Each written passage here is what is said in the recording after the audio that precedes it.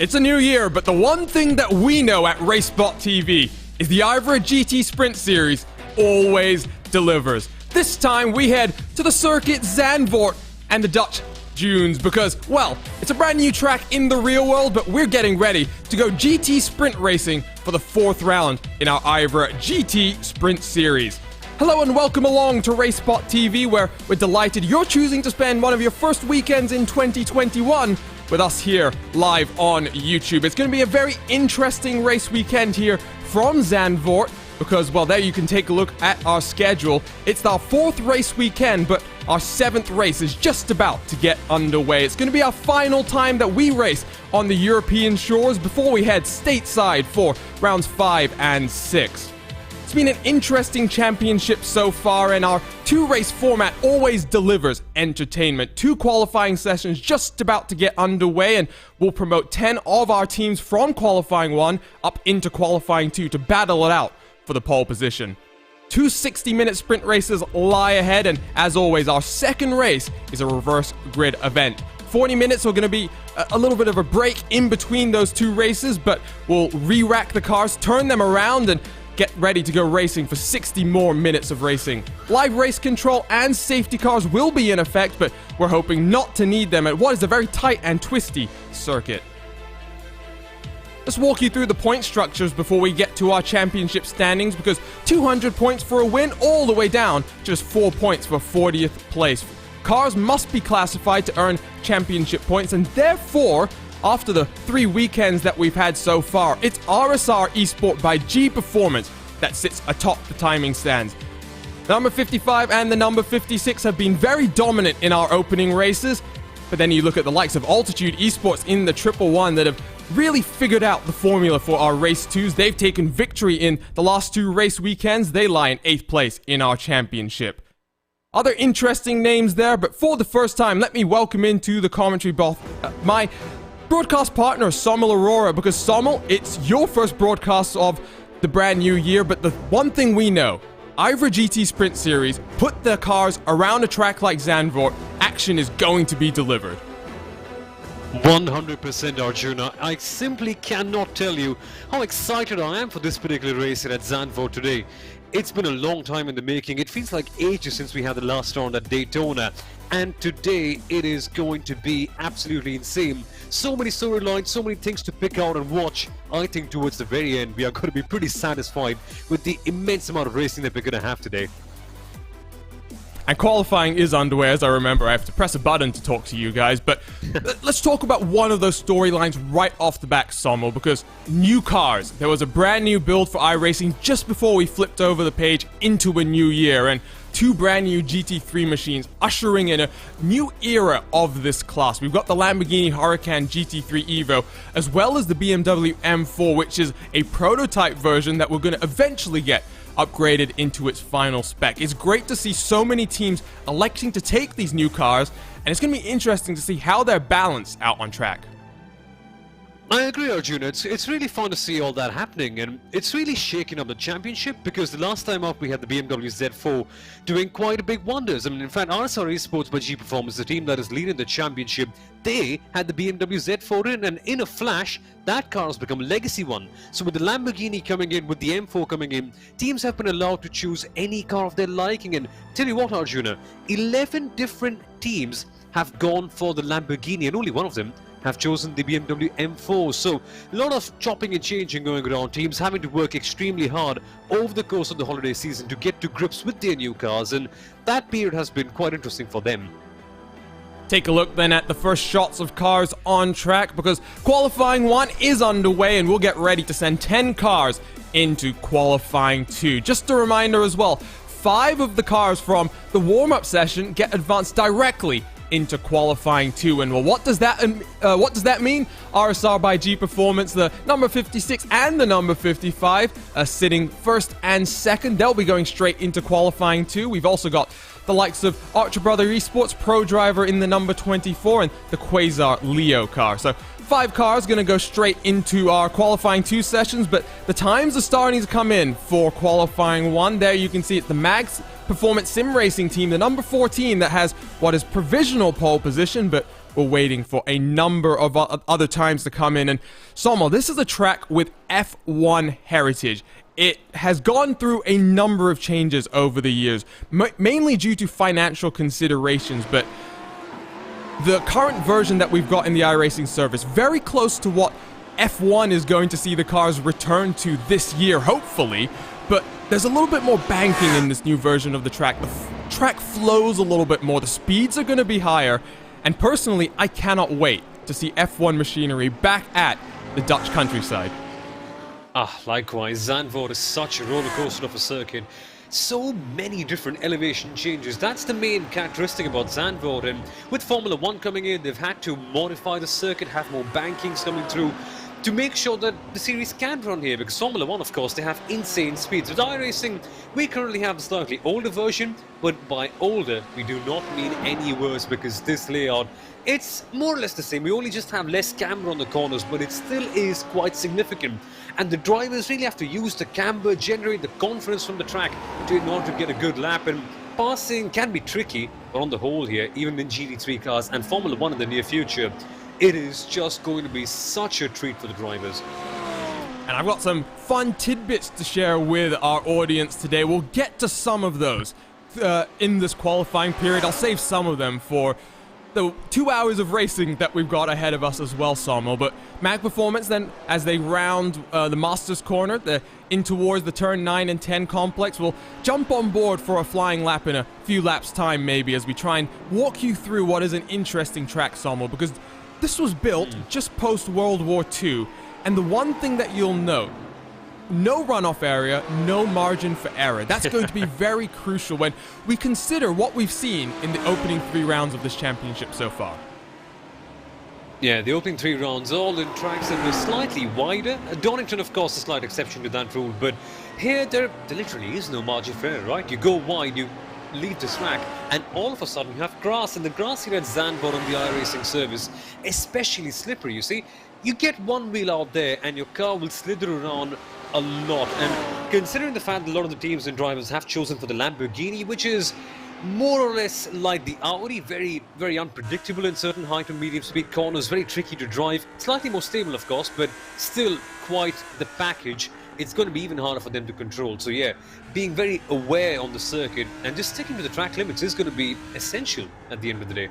Track limits. Well, we're going to talk more about track limits in just under a week's time when the IVRA Club Sport Series returns for its first race of 2021, the 4 hours at Spa, where, well, track limits, I've already been told by Race Control, not going to be enforced too strictly. So we'll see what that's going to be like, but jump on board with the Apex Missers and Sven Enthoven as he heads in towards the final couple of corners. The Arie Luijendijk bend, named after the world record holder at the Indy 500 for qualifying, as there you see, that's Valentin Amblard, who's facing in the wrong direction on the inside of that final corner. He'll have to re-rack and try and get that car back up for its final attempts in qualifying. Just a reminder, if you're new to qualifying in IVRA competitions, we've got open qualifying underway right now, and all the cars are allowed to head out onto track at the same time, but as is the case across all 4 series, once you elect to come back down the pit lane, you cannot go back out onto the track. So we've already had a number of cars elect to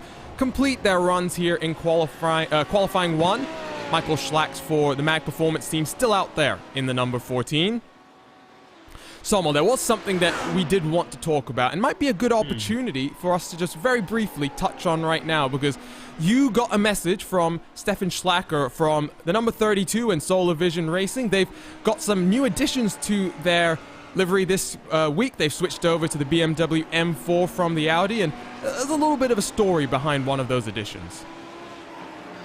Yeah, I'm afraid it's not the most pleasing stories in the world, but the kind of support that it has generated from the team is quite satisfying to see. You might notice that there's a hashtag on the side of the number 32 car called Racing for Terre, and that is because one of the drivers of the Solar Vision team, one of their girlfriends, actually, not one of their girlfriends, the girlfriends of one of the drivers of the team, she unfortunately contracted cancer, uterine cancer, at the age of just 23, which is just so cruel and so unfortunate. And the team are running this special livery, which is quite pleasing to see, to be honest, to see the kind of support that it can generate. And I think it'll be a good thing to talk about that. sometimes things are just not in your control. Sometimes life can really be that way. In that case, all we can do is support everyone around, support all of your friends and family members, and just hope that they are able to get through all of this. And it generally is such a heartwarming venture for them to put out this hashtag and come up with this livery, Arjuna. I am quite pleased to see this, to be honest. It is great. Lapsut Racing in that newly purpled machine, pulling out of the way of N-Race and the number 199. This hashtag does remind me of last year, Samuel. I know this was a bit early when you were still getting into your iRacing career, but we had the unfortunate passing of one of the Williams team members, Martin Solari, and we had a very, very nice tribute to him at the end of the 2020 iRacing Daytona 24 Hours, a tribute lap led by his team, and our thoughts go out to the entire Solar Vision team. Anthea, we are wishing you the best in your fight, and I'm sure everyone in our RaceSpot community is doing the same. Let's take a look then at one of our championship contenders, Sommel, because Team Hoisingveld, the number 78, and Matt Thorgs Hutzfeld coming around to the RE Lewandijk bend. But this is a car that we've seen towards the front on a few occasions here, but they've struggled in those reverse grid races, and they now don't have a sister car in the championship. The number 48 has unfortunately had to withdraw from the remaining races in 2021, so that leaves the 78 all by themselves. It's interesting because the number 48 initially decided to go for the Lamborghini, and then, of course, they pull out of the championship. I was wondering what happened there, because Hoisingveld initially they said, okay, one car Audi, one car Lamborghini, and I was curious, what would be the advantages of splitting up your car lineup, of going for two different cars in the same field? And then, of course, this thing has happened, but the 78 car has been the one that has led the challenge for Team Hoisingveld. They, along with Mac Performance, have really put up the fight to RSR Esport by G Performance, and that kind of battle is what I'm looking forward to as we approach the second half of the season. They've been decent. They've had a few issues in race number 2, Team Hoisingveld number 78, and that's where RSR and Mac Performance have really pulled out the gap to them. But hopefully, we will see a closer battle towards the very end. So last couple of moments then in qualifying 1 as we wait for Xanity Motorsports and the Altitude Esports number 23 car to finish up their qualifying runs, and we'll get ready to send 15 more cars out there for qualifying 2. Just to touch on the race performances of that Team Hoisingveld number 78. They won our opener, the opening race at Silverstone. They struggled then in that reverse grid race, but Donington was a very good performance from them. They won race number 1, impressive top 5 showing, I think, in race number 2. Another strong showing in the opening round at Daytona, and slightly weaker performance where we saw them getting into contact with their championship rivals, the RSR Esport by G Performance team. But sitting in 4th place in the championship, just under 100 points behind the RSR Esport team, the number 78 is well and truly still in the fight. Xanity Motorsports then in their Lamborghini down into the Hans Erst corner, named after one of the former circuit directors, that managed to bring Zandvoort back to what is considered one of the largest tracks in the Netherlands by far, but also one of the more interesting tracks across of Europe. It's got so many different ways that you've got to challenge yourself at this track, and as Xanity Motorsports comes across the line to complete what might be their final qualifying run, that'll be 15th position for Valentin Amblard, heads down into Tarzan corner, and well, the greatest in F1 have found out what a fun corner Tarzan is, as Amblard gets a little bit squirrely there, and he's going to be the final car then, still on track, and that's going to finish up what would be his final qualifying attempt. So qualifying 1 is done. We now wait to get underway for qualifying 2. To complete the point that I was trying to make there, Sommel, the best of the best in F1 have found out what a tricky corner Tarzan is. Some great passes around the outside there, the likes of now I'm just completely blanking, but some great passes around the outside, and then of course who can forget Nelson Piquet and I think it was Alan Prost getting together at turn 1 as well. Big drama as Alan Prost gets shoved off into the gravel on the outside. It's a corner where it's going to be our primary passing opportunity, given that you got that long run down from RE Lewandijk in towards the corner. Zandvoort has to be one of the main passing opportunities. You just have to have a good run out of the final corner to line something up at turn number 1. And yes, we've had so many iconic moments. In fact, coming to even sports car and GT racing, we've seen time and again that even in the DTM, good races can be produced here at Zandvoort, because it may be a tough track to pass on, but it doesn't mean that it doesn't create a lot of drama. Tangles can happen, and some teams and drivers, when they have to strive even harder to make those passes, that's what makes them all the more satisfying, and that has led to some really awesome and really fun to watch races at Zandvoort. But also, coming to Formula 1, Arjun, I remember this really old and gold piece of onboard from Alain Prost, I think from the year 1982 or 83 when he was in Renault, and he's just taking a trip around the old Zandvoort circuit, and it's so fascinating that so many of the same characteristics that we see today, the changes in the elevation, the big camber changes that you see around there, the grass and the sand on the outside, and the ever so present, ever so loud crowd sitting right beside the grandstands, right on the grandstands rather, it's just been the same. So the layout may have slightly changed over the years, but the essence of Zandvoort and the feel and what it's all about has remained same for all these years, and that, I think, makes it such a special circuit. And you know, that was a great, and I recommended you watch it as well in our broadcast preparations for this one. There was a great documentary placed on YouTube by the circuit organizers and indeed the race organizers as well, who talked about the changes that they had to make to bring F1 back, and indeed they found a designer that was willing to work within the track limits and make sure that all the changes made sure the track didn't change too much. So we now wait for qualifying 1 to get underway. You see the cars parked in pit lane. Let's run you through very quickly the track conditions, because we didn't get a chance to really take you through this. The track itself is just under 4.3 kilometers in length, 14 very tricky turns. The main straight just under 700 meters in length. The back straight, which runs down into Hans Ernst's corner, is just over 500 meters. Those will be 2 primary passing opportunities, but with 20 degrees track temperature, tire wear is not going to be too much of a factor.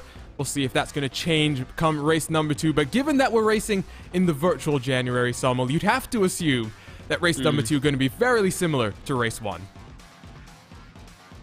Yeah, not major changes in temperature and weather here at Zandvoort between both the races, and even more so we must consider that Zandvoort is right on the coast, it's right on the edge. In fact, if you zoom out, you can also see the sea right here behind on the other side of the current camera angle that we're looking at. So yeah, it can really get rather hot here, not so much on the colder side of things. And interestingly enough, in the rear road, Arjuna, sand can be quite a bit of a problem with the wind coming in from the sea, but not so much on the sim, thankfully. And another great tidbit, if you watch that documentary that was just mentioned, they'll talk about the challenges that include those sand dunes that might form at various parts of the circuit. We didn't do this at the top of the show. Hello, welcome to RaceSpotTV.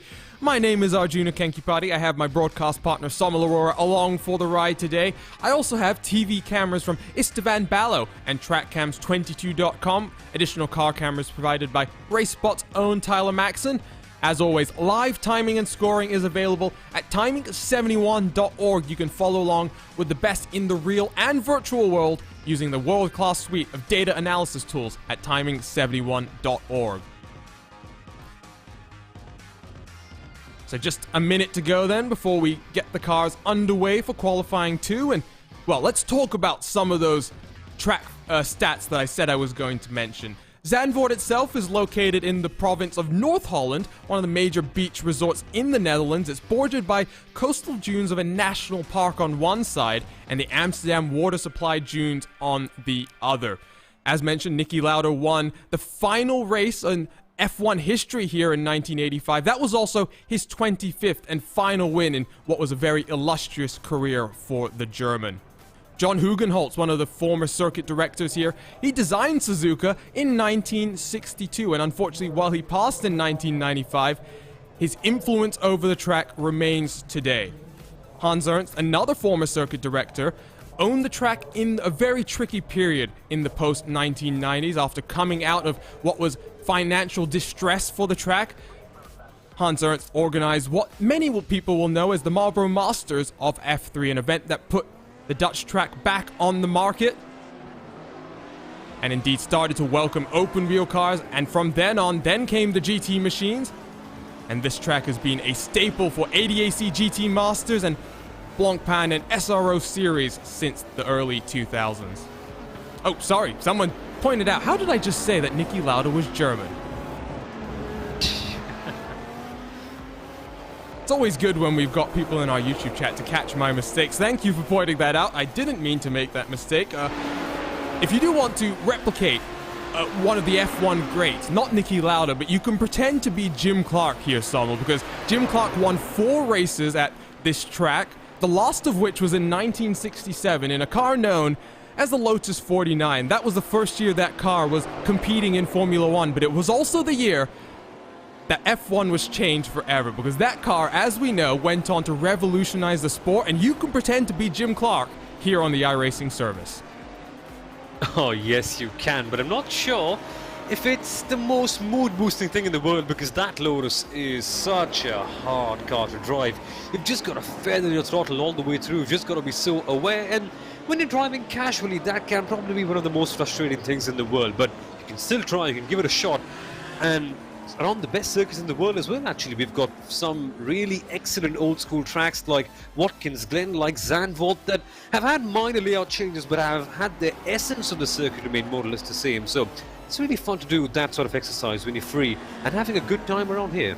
Well, if we're going to talk about layout changes, you can't forget that in that dark period that I've been discussing, this track was at one point reduced to just 1.5 miles in length. It got extended out post-1990s thanks to the work of people like Hans Ernst, and we've got the fantastic corners like the Rob Slotemacher bend that leads into Skyflak, and going to be some interesting corners to think about. But we're watching cars then start to wind themselves up for qualifying, and let's talk about the changes in the championship, Sommel, because we talked about the changes to these cars, some teams switching from Audi to BMW in the case of the number 32 Solar Vision racing car that we're seeing on the screen right now. But Race Control has told us that they think iRacing has done a pretty good job with the BOP, and as a result, no additional BOP is being placed by the series organizers on these cars. Yep, Race Control pretty satisfied with the way things were going around, and they thought that the competition is quite equal. We usually have some sort of external BOP praised by the championship, but here iRacing have just nailed it and they've got everything done so well. And there've just been minor BOP changes by iRacing, the Audi of course having some updated tyre specs and just making sure that the physics of the car match the new Lamborghini, which of course is built on the same chassis. But on the whole, the Ferrari still dominating on the straight lines, the Audi and the Lamborghini still quite good in acceleration and very, very good in the corners. And the BMW, well, it's been a pretty decent replacement for the Z4. It hasn't got the same straight line advantage that the Z4 has, but it's very stable in the corners, much like the M8 GT, interestingly. And people are saying that on the whole, it's a very balanced car to have, Arjuna, and I'm kind of surprised that only one team has picked the M4 instead of many others opting for that. Instead, 13 different teams and 11 different entries going for 11 different teams and 30 different entries, I beg your pardon, going for the Lamborghini, somewhat interestingly. Yeah, it is interesting indeed. Let's see how that's going to shake out, because it's going to be over the course of the season, as that's Mag Performance who's had a bit of a loop around their opening qualifying run of Q2. That's going to compromise the remainder of their run. As mentioned, they cannot come back down the pit lane, and Michael Schlack still stuck on the outside of, I'm not even sure what corner he's parked on the outside of. That looks like it might be Skyflak there. It's a very high-speed corner to have an off, but Sommel, this is a car that's trying to challenge up there at the front, that's finally going to get back out onto track. Yep, and they'll be hoping desperately that there is no damage, because once you go in, you simply cannot come back out. A decent position for them to be in P1 right now. Could change with I'm left in qualifying, and that is the classic R8 LMS mistake, isn't it, Arjuna? Descending downhill, going towards the braking point of a corner, and the car just snaps from the rear end. It's a tricky car, let's put it that way. The Audi is quite the beast to handle, and Mag Performance learning the hard way, heading downhill. Well, someone whose Audi is having a bit more of a better run is Archer Brother Esports, who, their first qualifying lap, they've just gone 6th. Look how close it was between Solar Vision Racing and the number 14. That was almost the end of the qualifying run for Solar Vision Racing, but already the qualifying run has ended for Solar Vision. They're back down onto pit lane and have decided that they're not going to go faster in this section of qualifying clearly. So, it's not just them. The Apex Missers number 186 have also decided to get back down onto the pit lane, Sommel. You can see right now Team Hoistingveld in the number 78 winding themselves up. Let's grab a couple of replays because I think there was another big incident to take a look at here. This is the 199 N-Race Esports machine. This is through Ari Lewandijk. Clips the inside tire barrier, and I wonder if maybe the track conditions are not conducive to good lap times now, because the Quasar Sim Racing number 26 car has also decided to come down the pit lane, Sommel. This is very, very interesting. Now, what is going around here? The drivers simply cannot seem to catch a break right now. The momentum just doesn't seem to be there, and they're consistently making mistakes. Not much has changed from the first qualifying session that we had a few minutes ago, but this is interesting. Now then, what can we expect from the RSR by G Performance team? Championship leaders, 1 and 2 in the title. Boris Angelovando putting in his qualifying, but Arjuna, they are one of the few teams that have been forced into making a car swap. And with such little time between the Daytona round and this one, and the holidays in the middle, with the New Year and Christmas, must be quite a challenge to adapt to the Lamborghini initially, which is completely different from the old BMW Z4. Yeah, very, very different indeed. The teams have had not much time to get back up to speed, and you know, it's interesting, Sommel, this race just 3 days into a new year, and we've only got 30 cars or so registered, and the one car that I was looking excited to see back out on track in this year was the 383 CXR Project Black Ford. It doesn't look as though we're gonna see them too much in terms of being a challenge near the front anymore, and that's because unfortunately they've decided to swap from the Ford to the Lamborghini. And I'm just gonna say that their power, they found some immense strength from wheeling that Ford around the track. It's just a bit of a shame to see that car no longer in this series.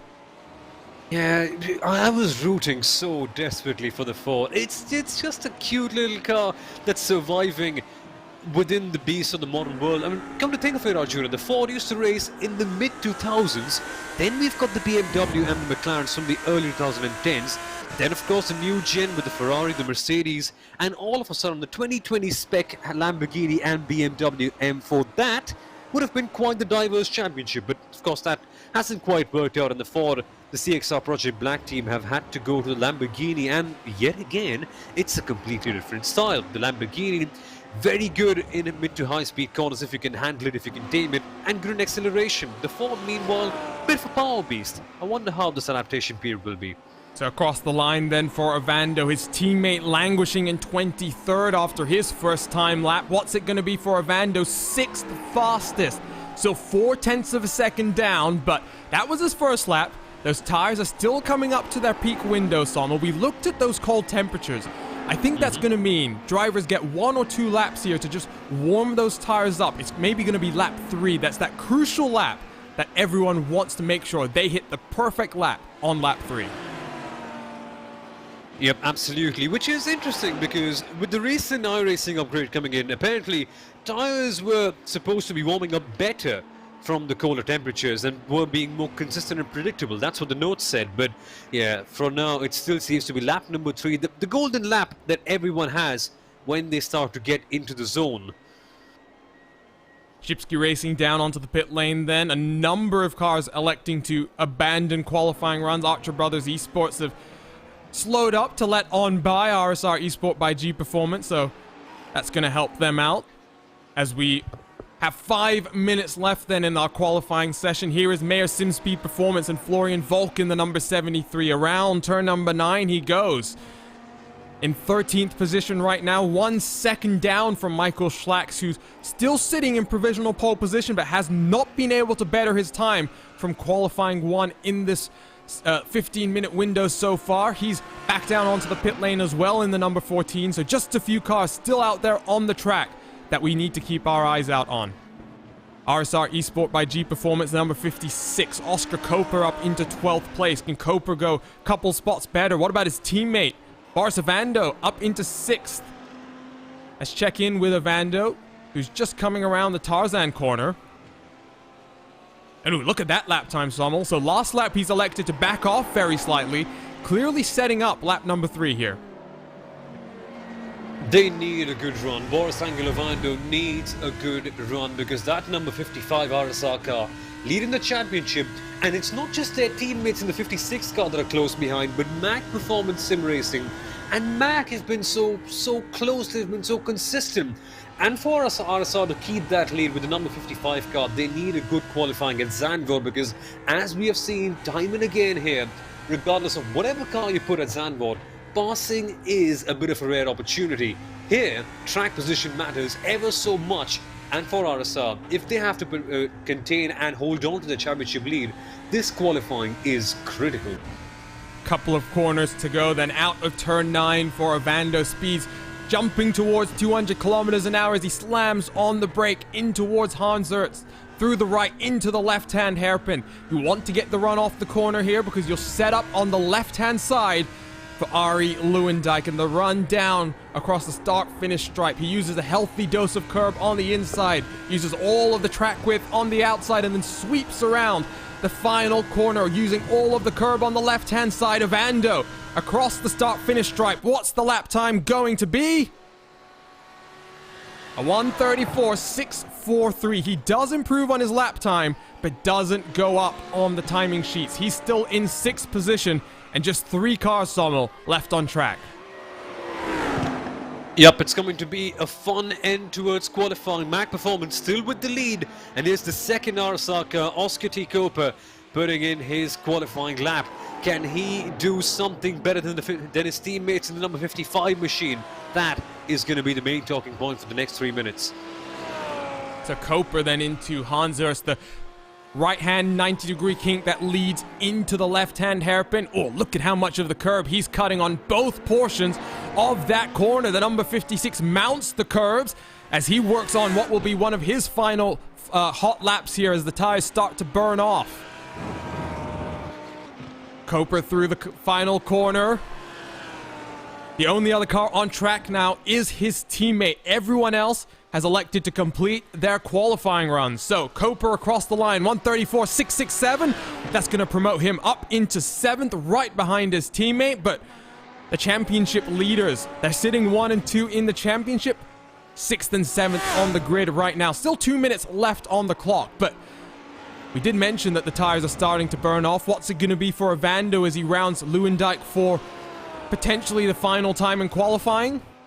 And indeed, yes, he's going to practice a pit entry here. A tricky pit entry. You'll see the pit lane speed limit starts very, very early there. And so qualifying done and dusted. Mag Performance Sim Racing Team and Michael Schlacks with a pole position. Solar Vision Racing in 2nd with Team Hoisingveld, the number 78, in 3rd. So we're going to have a little bit of time now to just kill here, Sommel, as we wait for the cars to roll out for the grid and begin what will be, I believe, a full lap under the pace car this time around. But there you can see, left-hand side of the screen, our provisional qualifying order. This is going to be interesting. You mentioned, by the way, the consistency of Mag Performance Sim Racing Team. I believe, Sommel, they're the only team so far to get the same number of points in Race 1 and Race 2 from a race weekend. That shows the consistency, and Mag Performance now with a pole position starting off 2021 in the best way possible. You're right, Arjuna. That's absolutely correct. They got 171 points in both Race 1 and 2 in Daytona. Now, Race 2 is reverse grid. If you finish P4 in race number 1, you get thrown all the way back to the grid. And it's a huge one, this. And the fact that they're able to do it in a meritocracy and also in a one where they have to fight back is just insane. 3 P4 results in the last 4 races that we've had here. Mac Performance clearly on a roll. And in a championship like this, it might be consistency that carries teams in through their championship fight. Halfway through the season, 6 races still to go. And the question is always now about who's going to challenge the number 55 and the number 56 Mag Performance then, looking to start off 2021 and challenge those RSR cars in the best way possible. A couple of seconds left in qualifying then. We do have to wind down through a bit of a cooldown period, but we will get you the starting order in a couple of minutes' time.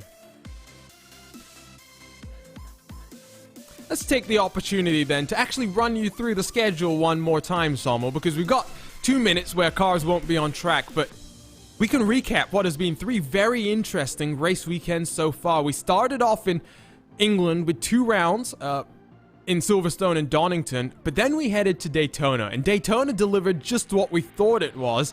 If Zandvoort's going to do the same thing here today, we're in for a very chaotic 2 hours. Yeah, 100% Arjuna. I personally love Zandvoort. I love the layout, I love the racing. Can be a bit frustrating at times if you're the one trying to pass, but it is a defender's heaven, and sometimes defensive driving does not get enough credit, so Zandvoort is definitely going to make up for quite a fun one. But the next round after this one is the one that I'm the most excited about, Road Atlanta. Personally, it's my favorite circuit in the entire world. Just the flow of corners, the nature of everything, and the fact that even though it's a driver's paradise, you can in fact have some epic races over there. So, on the whole, we're just ending towards having a really good championship finish with all the battles, with all the fights and the storylines coming through. I'm just pumped up and buzzing already. I don't know how you can look at that last round of the championship at Mosport and not get excited about the fact that we're going to decide a title at what is one of the most interesting tracks that IMSA goes through on their calendar. Road Atlanta is great, don't get me wrong. It's one of my Petit Le Mans is one of my favorite endurance races on the calendar, but Canadian Tire Motorsports Park season finale. Sommel, I'm just saying, if we have fireworks coming to the checkered flag there, it's what we expect. Definitely. In terms of on-track action and also in terms of all that's going to happen in the championship battle too, because RSR Esport are right up there, Mac Performance. Now, they've shown that they were not always the fastest on track, but then they were the most efficient. Here in Zandvoort in qualifying, they're the quickest. Then, of course, you have Team Hurstenwil also pressuring everyone from behind, and so many other dark horses too. So many things that are just going to make it such a fun race, Arjuna, at Mosport. So, still a couple of months to go before we get there then. Let's run you through the starting grid for race number 1 from the IVRA GT Sprint Series. So it is Mag Performance Sim Racing and Michael Schlacks in the number 14 that takes pole position, a 134.314. Just under 1/10 of a second of Solar Vision Racing in the BMW M4 of Alexander Walton. Team Hoisingveld lines up on the inside of row number 2. They'll have the Quasar Sim Racing number 25 on their outside. RSR by G Performance, the number 56, lines up in 5th place with the Apex Missers and the number 186 on their outside. The championship leaders start back in 7th place, and they've got the number 202 Archer Brothers Esports on their outside. Lightbird Esports, the number 10 car, starts back in 9th place with N-Race Esports and the 199 on the edge of the top 10. Felipe Valentin lines up in the 24 on the inside of row 6 with Quasar Sim Racing in the number 26 car back in 12th. Mayor Sim Speed Performance and Florian Volk lines up in 13th place with Next Level Racing and Justin Nager in 14th. Shipsky Racing in the 222 lines up in 15th with Race 2 winners for the last 2 weekends, Altitude Esports and Ashley Beard back in 16th. CXR Project Black and the 383 have switched from the Ford, but they're back in 17th. We'll keep an eye out for Jonathan Sterling as he tries to fight through the field. .exe Esports still racing the McLaren as far as I'm aware. The number 42 lines up in 18th place. Lapser Racing Team, the 11 car, lines up on the inside of row number 10. Xanity Motorsports on the edge of the top 20. Couple more rows to work our way through. No Nonsense Racing, rather, and the number 52 in 21st place. Lapser Racing Team, the number 17, the purple Ferrari that we saw, they line up back in 22nd. The Scandinavian team, Team Vikings, lines up back in 23rd. The 777 with the Apex Mr. sister car in 24th. Cars start to roll as Altitude Esports, and the number 23 lines up in 2050. Awesome Motorsports Group on their outside with Roaring Chicken Nuggets all the way back in 27th, the last car to set a qualifying time. Team Oblivion Racing, we mentioned their issues. They won't be taking to the start of today's race, but NJB Performance and the number 733 starts all the way at the back of your field. So cars then roll through Tarzan as the pace car leads us around the 4.3 kilometer track for the very first time. I must say, so it's a very early morning for me here, 7 a.m. Just the clock has just ticked over. And I'm now thinking about my lunch, which probably will have to be, Sommel, some roaring chicken nuggets.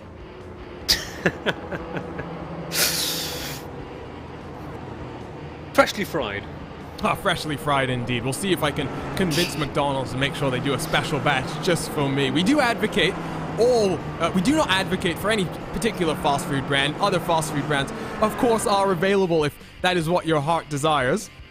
But now we wait then for what will be a very interesting race number 1 here. Race 1, Sumo, has always been about the pace setters. So Mag Performance, the number 14 car, it's going to be about how they control the opening stages of the race, but then you have to look out for the likes of RSR coming through the field and trying to challenge out front. Absolutely, Arjuna, absolutely. I am very, very keen to see what Mag Performance can do right from the very top. They've never quite led a race right here, if I'm not mistaken. I've not quite seen them at the top of the field. This is, in essence, the first of those chances for them. They certainly have the pace, they're very consistent, but can they hold on to their nerves in a situation like that they've not been in every so often, that a team like RSR or Helsingwell have been in more frequently? This is going to be a proper challenge. And what about Solar Vision Racing, the number 32? They, if I'm not wrong, have also not been as high in race number 1 before. For both of these guys, it is going to be such a fun challenge. And man, we've got some proper good teams right behind to give them a really good time. Well, if I'm remembering correctly, I think Solar Vision Racing actually might have been punted out from the lead of the race at Silverstone, if I'm not mistaken, by Mag Performance. Yes, yeah. So there's a bit of drama to think about out front. You also pointed out Team Hoisingveld in the number 78, lining up in 3rd place. Always need to keep an eye out for Mats Thorgs Hutzfeld, who's always quick in a GT3 machinery, but good to see the swarm of cars as they prepare to head racing at Circuit Zandvoort. It is a bit of it's less interesting than the last race that we had, Samuel, because in some ways I feel like we've kind of all converged on a couple of car choices here. We've got 12 Lamborghinis, 10 Audis in a 30-car field. So, I mean, if you consider the fact that they're very similar machines, you might not think that that's the best BOP, but I think it more just indicates that these cars are very fun to drive and people like the challenge that comes with them. Absolutely. Different styles, different abilities, all the teams choosing a style that fits with them. This should be fun, Arjuna. So here we go then, cars lining themselves up as they make their way through Ari Lewandijk Bend, and we get ready to go racing here at Circuit Zandvoort. Pace car pulls down onto the safety of pit lane and leaves the field in control of Michael Schlacks and the Mag Performance Sim Racing team. The start zone is going to begin right at the pit entry. You'll see the pace car dive right just about now. Schlacks enters that zone now. He has the choice of when he wants to pick up the throttle. And for the first time, no issues there on the start. Looks like the number 8 machine has had a good start, but here we go. Green flag racing, and straight away, side by side, RSR by G Performance to the inside. Oscar Coper tries to get up past Richard Small in that Quasar Sim Racing machine. Coper up into 4th position. What's happened to Ovando, though? Ovando, still stuck in 8th position, has not had the easiest start to this race. We managed to go through these first couple of corners without too many issues. It's Ren Zielman in the .exe McLaren, the only car pointing in the wrong direction, but everyone else safely through the first couple of corners, and we head through the very, very tricky section now, Sommel. Side by side already, you can see further back, these cars start to work single file. The hardest place this to hold on to your nose, the middle sector at Zandvoort. Michael Schlacks still in the lead, still holding on to the top position, but Alexander Walton not doing him any favours whatsoever. He's pressurising him, and now in the low-speed corners, Arjuna, you can see the car behind you in your mirrors. It's all about blocking the doors off at the right time and not making any crucial errors. On somewhat strangely, Arjuna, a rather clean start in race number 1. Yeah, I love seeing on my timing screen only one car pointing in the wrong direction. We'll take a look at our RaceSpotTV replay as we come across the start-finish line, but look at Solar Vision Racing and Alexander Walton, who is putting the pressure onto Michael Schlacks right now. The margins were so close in qualifying, and right now that battle for first and second is one to keep your eye on. Out of Arie Luyendyk Bend then for the first time, Schlacks already starts to cover off the inside very slightly as we come across the start-finish line. Valentin Amblard is also off the track for Xanady Motorsport. We'll try and figure out what's happened to him, but in towards turn 1, no challenge out front. They are going side by side further back, but there you see great aerial shot of Tarzan Corner. You look at the elevation changes there as well, Sommel. All of these cars recognizing that cambering in these corners is so important, and they're trying not to hold each other up right now. Exactly, especially so at turn number 1. If there is going to be even the slightest of chances of making a move at turn number 1, you just have to use camber to the best of your advantage, and otherwise it just won't work for you. Midfield battles though still coming in quite handy. Leipert Esports right on the tail of end race. Yeah, Leipert Esports has got the Lamborghini behind them and the BMW in front. They've got a site filled of the new machinery to the iRacing service, but good battle on the edge of the top 10 here. You can also see right behind Quasar and Pro Drivers scrapping it out as to the inside goes Leipert Esports, gets the move done on end race, forces Jordan Fruin off into the gravel slightly, very sideways in the 199, but promotes Leipert up into 9th position, and that's going to be their opportunities. Oh, in the background of your shot, Quasar hard to the inside, cuts across the nose of Pro Driver Esports.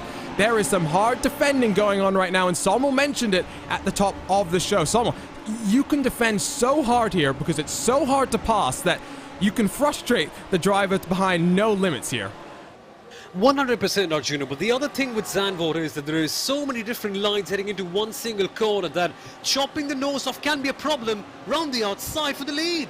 Alexander Walton tries to brave it out, but Schlacks is trying to hold the inside. Walton with the momentum and sweeps into the race lead. What a pass that was. And now the BMW M4 leads the charge that they try and pull away from the field. Top 4 separated by just 1 second, but they have a 1 second breakaway now to 4th place. This is an interesting grouping of cars. You go back to 8th position, Boris Avando, unfortunately, Sommel, stuck. Yep, Boris Avando not getting anything down in the midfield, and that can be a tricky part. You see, the midfield is usually where all the action gets cluttered up. That's where the problems are. And Avando just taking it clean, not risking anything. And, you know, could be a bit of a blessing in disguise. That would mean that he has to pass less cars in race number 2. Oh, let's take a look at these replays. That is Ren Zielman, who's getting turned around in his McLaren. You'll see behind it might be Xanady Motorsports, in fact, who had that issue later on. We'll take a look at our aerial coverage. The flames breed out the McLaren, and just contact made with Xanady. Nothing that Zielman could do. We'll take a look at that second incident that was mentioned for Xanady. This is coming around Arie Luyendyk corner, just getting off into the gravel, and that's a hard, nasty impact into the outside retaining wall, Sommel. Yeah, bad accident again. Misused the camera at Zandvoort, and that simply happens. But coming back to the move that Michael Schlacks made, the BMW, interestingly, yes, it's not supposed to be the fastest car around here. It is very stable. It's not the fastest in the straight line. So certain things playing in its advantage, but nobody quite expected it to be this good at the start, this dominating. And Michael Schlacks just made the perfect textbook move around the outside of Tarzan Bocht. That is how you get it done. Use the camber, make your way, and make your presence felt. That was an excellent one by Michael Schlacks, getting it done the right way forward. It really was. And just a reminder, by the way, live timing and scoring is available at timing71.org. Oh no, Shipsky Racing pointing the wrong direction, and that would be in the Hugenholtz corner. That's going to be big damage for the 222, and in fact, they're still pointing in the wrong direction. What is Thomas Hamdrack going to be able to do? Well, grab this RaceSpotTV replay. What's happened to the 222? They've got the CXR Project Black machine, the 383, right behind them, heading into the braking zone. Here's Sommel, and we're about to see contact. No! That is just very clumsy driving there, Sommel, from the 222. Yeah, the grass, as I mentioned early on, it can be so slippery, much like an ice skating rink here. But half a wheel, and that's what happens. Just the nature of the circuit, I assume. So that's rough. That is not what Shipsky Racing would have wanted to kick off race 1 here in a brand new year, but they're going to have to regroup and recover then in race 2. Gap out front, by the way, up to just over 1 second. Alexander Walton has made the pass of the year already happen. That's going to be in contention at the least for some awards, and now tries to build the advantage to Michael Schlacks behind. Look at Oscar Koper, who tries to get the move done on Team Hoisingveld and challenge for the podium positions, but Koper is getting a bit stuck, as is his teammate Boris Avando, still stuck down there in 8th position, right behind Archer Brothers Esports in their 202 machine. So Avando, Sommel here, we really must talk about this. This is the story of the championship right now. They've switched machines from the BMW to the Lamborghini, and right now Avando is not having the best of runs. I wouldn't be very concerned about this, Arjuna, because it simply means that in race number 2, Boris Avando, who clearly has a whole lot of pace, has to pass less cars in what could be a bigger advantage than track position at a track that is so narrow and tight like Zandvoort. You know, the number 55 RSR car, who are leading the championship, they haven't yet won even a single race, and they still lead. Then we come to Mac Performance, same with them, haven't won a race, still in P number 3. This 55 car, they clearly know how to master the consistency aspect. They're in P8 right now, but in race number 2, it will simply play out in their advantage. Sometimes having the best result in race number 1 isn't exactly the best thing for the championship. So consistency then for the 55 is what they must be thinking about. Avando closes up on Liam Matthews through Ari Lewandijk corner, but Matthews is also getting close to the apex missers right in front. In towards Tarzan box we go. Is Archer Brothers looking to the inside of the apex missers? They did, but they thought better of it. And here comes the challenge from Avando, who uses that banking to try and sweep underneath, but not able to get the move done.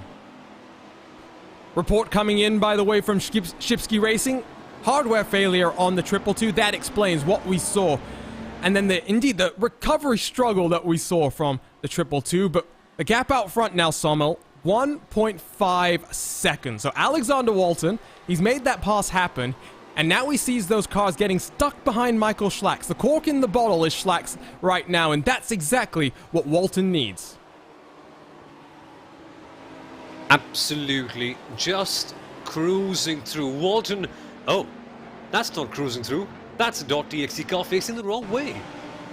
And that's a second incident then for Ren Zielman. This is with the Ferrari coming down into same Hugenholtz corner, just carrying a bit too much momentum and losing the car by themselves on this occasion. That's an unfortunate incident then for the only McLaren in our race today, Sommel, because I love seeing that McLaren in the fight. Yeah, indeed, it's such a likeable car, the fire-breathing dragon, the McLaren, but that is a traditional McLaren mistake. It's much like the Audi in medium to high-speed corners. It can be quite the machine. If you just don't have enough grip, the car will be the first person to come up to you and say, hey, I'm going to go away. There's barely anything you can do to catch me, and that's what happened right there. Midfield battles, though, Arjuna, far more sane than we usually see them. And that's a good thing, you see. Race control really very strong with the message about being very clean, very open, and these drivers have just replicated that. Good battle going on at the top, though. Yeah, that was a battle then for 14th place. Altitude Esports trying to catch Next Level Racing, but back up to the battle in the top 5. Apex Missers still fending off the advances of the Archer Brothers, but Avando continues to get closer and closer to the gearbox on that Audi R8. It's a Lamborghini sandwich with the Audi being the filling. It's a interesting discussion point here. A lot of people like to say, oh, Audi and Lamborghini, they're the same car. They share so many of the same characteristics. And while that was true of the initial development of the Lamborghini Huracan, this GT3 Evo that we've got in the iRacing service was developed in conjunction with Dallara. So there were some additional changes applied to the car, and as a result, there are some slight characteristics that differ between the two machines. But look at Liam Matthews right now, who's using that Audi to the best of its ability, applies all the pressure to that Lamborghini in front, but right now doesn't commit because Sommel, like we've been talking about, the reverse grid races, I'm pretty confident that Liam Matthews is not trying to compromise his starting spot for that race either. Yeah, you've got to think about that. You just have to keep one mind on the reverse grid race, because it seems awesome to go out with the bravado, get as many positions as you would like to in race one, but championships are won with consistency, and consistency can only be taking place if you have a decent starting spot for race number 2, where passing is going to be even harder, if anything.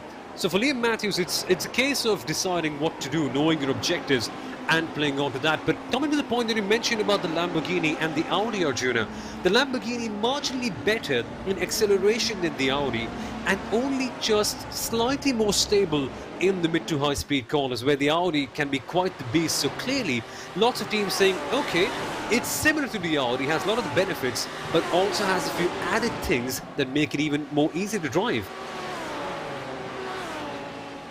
Well, here we go. Let's take a look at a battle then for 15th place. Florian Volk in that Mayer SimSpeed Audi. Right behind Next Level Racing and Altitude Esports. That 111 machine and Ashley Beard has just managed to get the pass done. And now Florian Volk is going to try and follow on through as well. Let's actually jump on forward, though, side by side for 3rd place. Team Hoysingveld having to defend from Oscar Koper in the number 56 machine. They're losing out now, though, to Michael Schlacks. The gap between 1st and 2nd, just under 2 seconds. The gap between 2nd and 3rd, 1.2 seconds. So Koper has checked up these two cars by trying to get the move done, and that's going to bring back into the battle the likes of Quasar Sim Racing, the Apex Missers, and Archer Brothers Esports.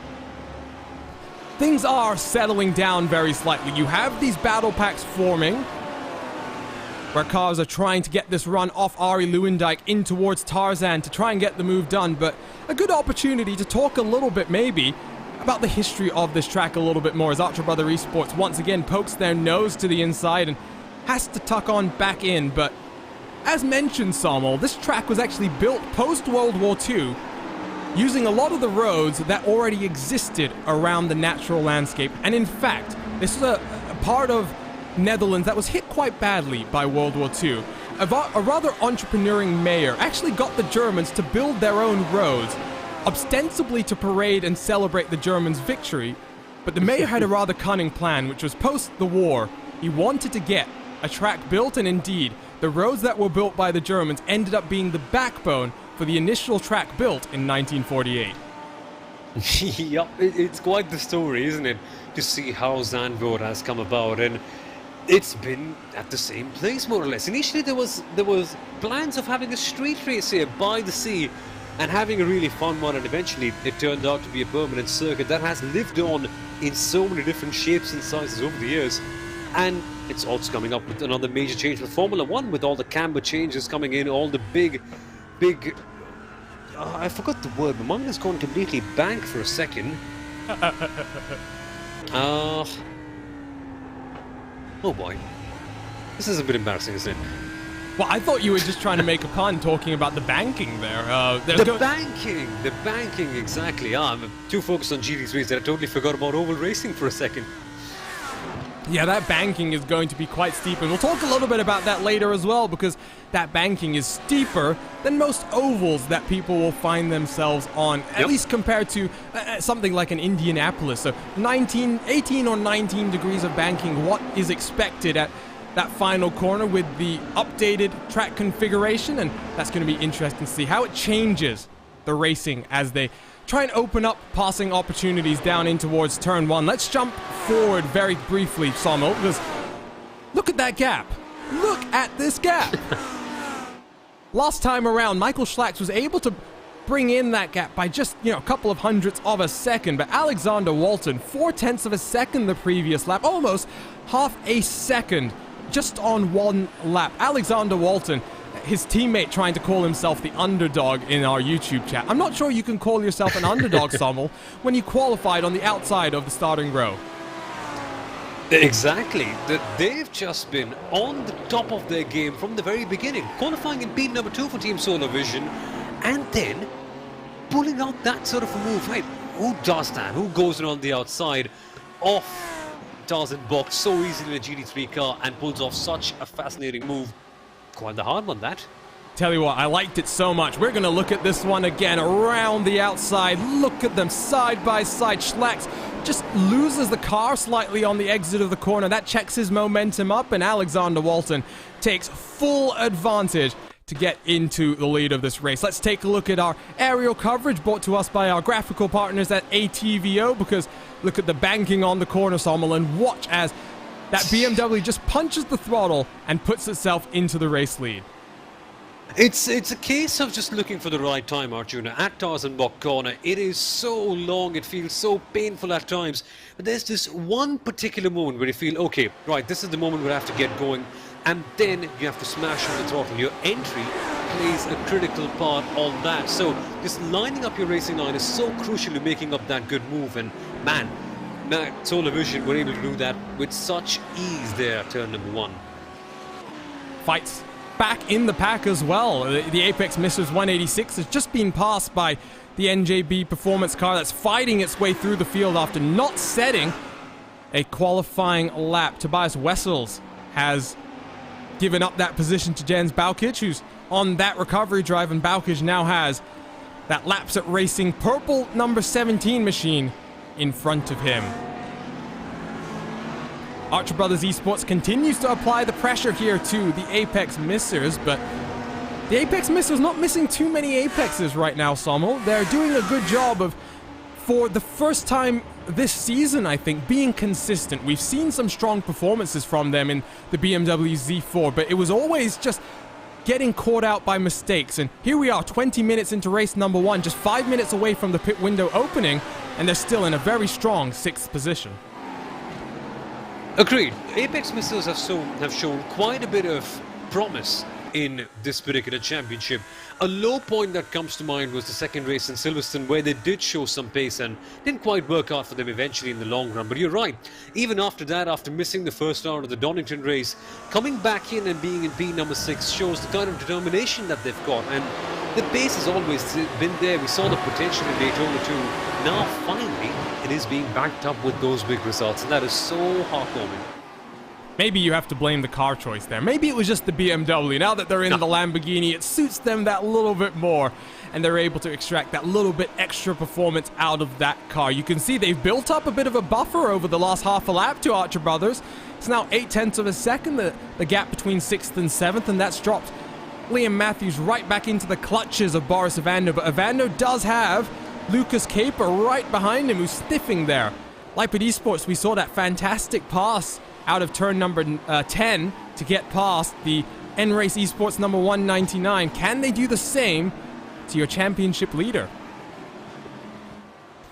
Stefan, by the way, Stefan Schlacker, who is a GSRC commentator for also representing Solar Vision Racing today, talks about the fact that the GSRC stickers give you 10% extra grip. I thought that was the RaceSpot sticker. Has GSRC just copied us, or is RaceSpot maybe power? How are we going to decide this one, Sommel? We might need to... That's Lipid Esports. And look at the damage to the rear wing that Lucas is now going to have to contend with. Sorry for cutting you off there, Sommel, but that is a bizarre incident through Ari Lewandijk Bend. And let's take a look then at our replay here. Ah, no, this is so sad. Is that a hardware failure that I suspect, or just a pure lapse of concentration? Either way, that is a big dent in their race number 1 point standings for... no, neither of that, I think. It's just a simple case of being on the wrong racing line, and once you're on the outside, Arjuna, once you have even one wheel on the grass, the car will simply look at you in the eyes and say, I won't turn. And, well, just as we come back from the live pictures, look there, there's more carnage. Who's that in front of them? The no-nonsense racing machine that's also had their own issues. We're going to have to spool this one back, because no-nonsense racing machine from 11th place have managed to plummet down the timing screens. And they've managed to get caught up with something that, didn't even involve them. CXR Project Black unfortunately making that contact, and... that is just disaster for no-nonsense racing there, Sommel. I am not even sure of what to say. Oh my goodness me. I was about to say that the racing has been quite clean until this happened. Let's analyze why this happened. Right, just flows in perfectly to my point about racing lines here at Zandvoort. There are so many. Turn number 1 and then turn number 3. This is turn number 3, right? You've got so many different racing lines to your advantage. Just having your judgment correctly is so important, right? You see, find one opportunity. You want to put your nose right in there, but it's just not possible because lines converge into each other and you see the nose of the car behind turning around the rear end of the car in front of you. And then because Zandvoort is so tight, because there is no space anywhere, someone from behind has to come in and ram you from the back. And that's not just 2 cars, that's 4 cars who are having big damage and big results taken away from them in a flash. That is just the nature of a circuit with so many different lines into a corner. Can be fun for the drivers, but when things go wrong, it really pours around here.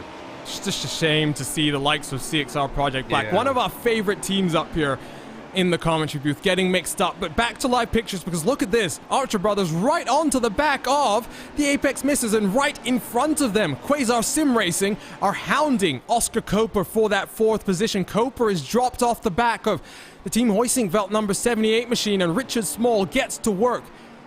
Quasar have switched to the Lamborghini, so this is an all Lamborghini battle for 4th and 5th right now.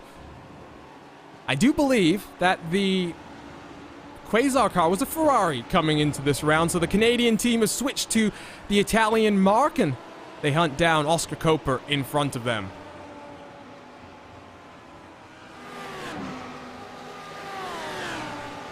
Across the start-finish line we go, then just a couple of minutes away from the pit window being open. Maximum drive time for all of these drivers is 35 minutes. And the important point here, Sommel, is that drive time is not calculated using the race clock. Instead, it's used, drivers' lap times are used to actually calculate drive time. And as a result, it actually means that drivers very carefully have to watch when they come down into the pit lane. Always a key factor in a race where you have 2 different teammates sharing the same car. We have seen a few drive time infringements happen early on the season as well, so teams have to be careful, but also they have to be careful of defending their positions. That right there was an excellent move in the midfield. Lapsat Racing losing a position right in the thick of it.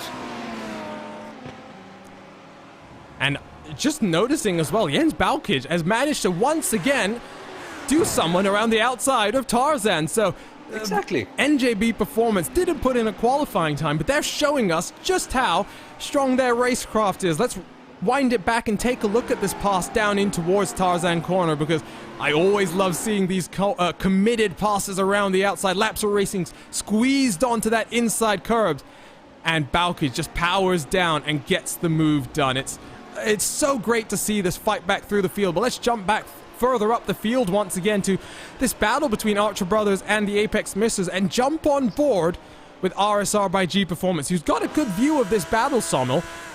Right now, they're very much trading times back and forth. Neither car is really shown if they've got the pace to try and clear the Lamborghini in front of them as well. And it looks as though some of these cars are just biding their time until we get to the pit window. Which might be quite a smart thing to do, you see, because the pits is where things get really volatile. On the track, not much you can do in your power apart from going faster, which these drivers are already doing their best at. So what they'll be trying to do at this stage is just close up the gaps as much as they possibly can. And another factor that can come into perspective, I beg your pardon folks, is the pit entry. Because the Zandvoort pit entry is rather narrow. Teams and drivers really have to slow down. There's a lot of time that can be gained there, but not by running wide. Big drama. Your championship leader has just wrecked it. Boris Avando into the wall. And RSR Esport by G Performance reeling from that incident. Let's try and get that up on your screen, because Boris Avando has had to reset to the pit lane. Here we go. Take a look at this one as they come into the very high-speed corner. Masters balked that right-hand kink, Sommel, and he gets it all wrong. What can I say? This is mighty huge for the championship. Only 2 more rounds to go, and RSR Esport by G Performance, the number 55 cars, the championship leaders, are in the wall. if there's any silver lining, they will be having a good starting position for race number 2 if they classify for the very end. But honestly, Arjuna, just couldn't have come at a worse time for them with so few rounds left in the championship. Some negative thoughts and some doubts will really start to be harbored in right now. No, they will not be classified, Sommel. I'm almost 100% sure Ovando starts from the back of race number 2. So that is big, big drama for the championship leaders. And it puts the pressure onto their teammates, the number 56 car, who runs in 4th position. Pit window then open as the Apex Missers and the number 185 car, who's running further down the order, decides to be the first car to blink and come down the lane. But that is a big, big mistake from someone who's been so consistent, not just in this series, but across of all of the IVRA competitions. Gap out front now up to 3.2 seconds. Alexander Walton doing a smashing job to extend this gap, and he'll be handing that car over to his teammate Stefan Schlacker in just a few moments' time. Michael Schlacks heads through the Hans Ersbach. He'll be handing it over to his teammate Nick Madsen in a couple of laps' time. Madsen has been one of the quickest drivers we've seen in these race number 1s. What is Madsen going to do then to try and recover that 3-second deficit to your current race leader? The McLaren also down onto the pit lane, so a couple of cars blinking and deciding to swap over drivers right now. RSR Esport by G Performance, I think, just getting out. Michael Strohbauer taking over from the 55 car. They'll try and recover as much as possible for the rest of this race. And Sommel, this is a championship which extends over so many months. You can't let one mistake like that get to you. Ovando has to keep strong right now and focus in on race number 2. He has to indeed. And that is such a thing for RSR Esports. At a moment like this one, quite often, you want to hide in some way. You just want to be away from the attention, away from the spotlight, because a mistake like that, let's be honest, let's not sugarcoat anything, could very well have a big, big hand to play if you do not get the championship in your hands. But for Boris Ovando, right now, it's the case where a true sense of character, true test of character really comes out, because they've been at the very top from the very beginning. How do they perform when they have made a mistake like this one? This will be a proper test of the mental strength and the character of the RSR Esports team right now. Well, he's just had to let by the Apex Missers and Archer Brothers, 2 cars that he was scrapping with just a lap ago. So Ovando is unfortunately going to have to suffer, or rather his teammate is going to have to suffer for the remaining 30 minutes. Ovando unfortunately reporting his iRacing had a technical issue, and that's what dropped him into the grass and into the tire barriers. So 31 minutes left to go, and as Sommel's sigh of relief has just indicated, oh, look at that! Apex Missers and Archer Brothers almost getting together on the start-finish straight. A bit of confusion there. Archer Brothers to the outside. They're going to try and carry this momentum, but that Lamborghini on the inside getting a good drive off the corner will have the inside, but not the momentum. Archer Brothers gets the move done and up in towards 5th spot. But Sommel, oh, they almost just tripped over each other then coming across the start-finish line. Yeah, they did. If you get a very good run of the pit of the last corner. Look at this. They get a bit too close to each other. And that awareness from Archie Brothers is what I like the most about that move. Pulling out just at the right time so that they have the best exit. And then they're able to get the best move done. That right there, Arjuna, is the third time we've seen a brilliant move around the outside. Some of these guys trying to keep their names in the conversations with the likes of Nicky Lauders and stuff, who have made this track their home. All but 6 of the F1 winners here have either been or gone on to become F1 world champions. This is a track with so much heritage in racing. And well, the pit window is well and truly open. The cars out front have not elected to come down the pit lane just yet, but here comes Alexander Walton out of Arie Luyendyk Bend. Is he going to dive onto the lane this time around? Got at least one more lap to decide when he wants to do that. He'll stay out, try and extend the advantage beyond the 3.5 seconds that it is right now. And indeed, a number of cars behind him following him. The first car who decides to blink in this leading train, though, Quasar Sim Racing and Richard Small down onto the pit lane. So the Apex Misters 185 car now has to try and just stick with the Archer Brothers 202 in front of them, Sommel. We talked about the performance from this Apex Misters crew. They can't afford to miss too many Apexes now. It's all about just staying calm and focusing on the second half of the race because they're in a good spot, and this is going to set them up very nicely for race number 2. Indeed it is. P number 30 in the championship for the Apex Misters 185 car. That's not a good sign. That's the Roaring Chicken Nuggets car having a major issue at turn number 3. Fried too much, perhaps? Oh, that sounds like a dangerous set of chicken nuggets. But here we go. Nick Stoop, who has his own fondness for the chicken nuggets. Oh, just gets onto the gravel and a nasty snap around. Nothing that Stoop could do once he put those tires onto the grass. And fortunately, Sommel, doesn't appear as though he's taken too much damage there. Yeah, that looked like a nasty accident, but not major damage, and you've got a feel for Nick Stoop. It's the second time you've seen a car getting on the grass right there at the entry of turn number 3 and having a mistake. Hopefully, it was not a hardware failure like it was for the Shipsky Racing 222 car, but yeah, clearly that corner catching many people out. So out of Arie Luyendyk we go once again. All of these cars, except for the Apex Misters, staying out one more lap. So Sven Enthoven in the 186 down onto the lane. He is following, in fact, Team Hoistingveld. You can see the number 78 has also decided to come down this time around. So that leaves all but 5 cars that haven't come down the pit lane, and now we wait for the pit cycle to play out. One car that has made his way up through the chaos is Mark Fletcher in the Altitude Esports 111. We've talked to them the last 2 rounds after winning that second race of the weekend, but it's looking like, Sommel, for the first time, they might be in a bit of a precarious spot in that second race. They're used to starting quite far forward in the reverse grid race, but they're looking at starting towards the back this time around.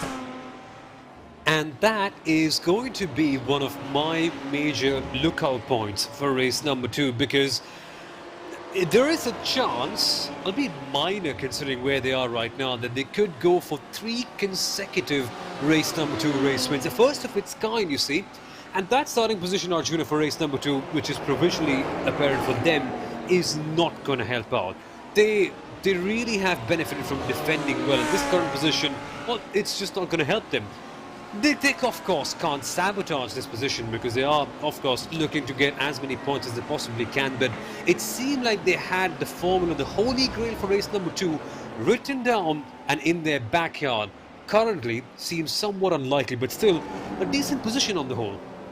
Well, pit lane going to be a busy place for the next 1 minute and 20 seconds or so, because the pit window is just about to close, and here comes Alexander Walton to give the car over to Stefan Schlacker. Michael Schlacks pulls into that first pit box, and he's going to get out and hand over to Nick Madsen. Everyone in this time around. Archer Brothers Esports, Samuel Robson steps into the car. Felipe Valentin into the Pro Driver Audi.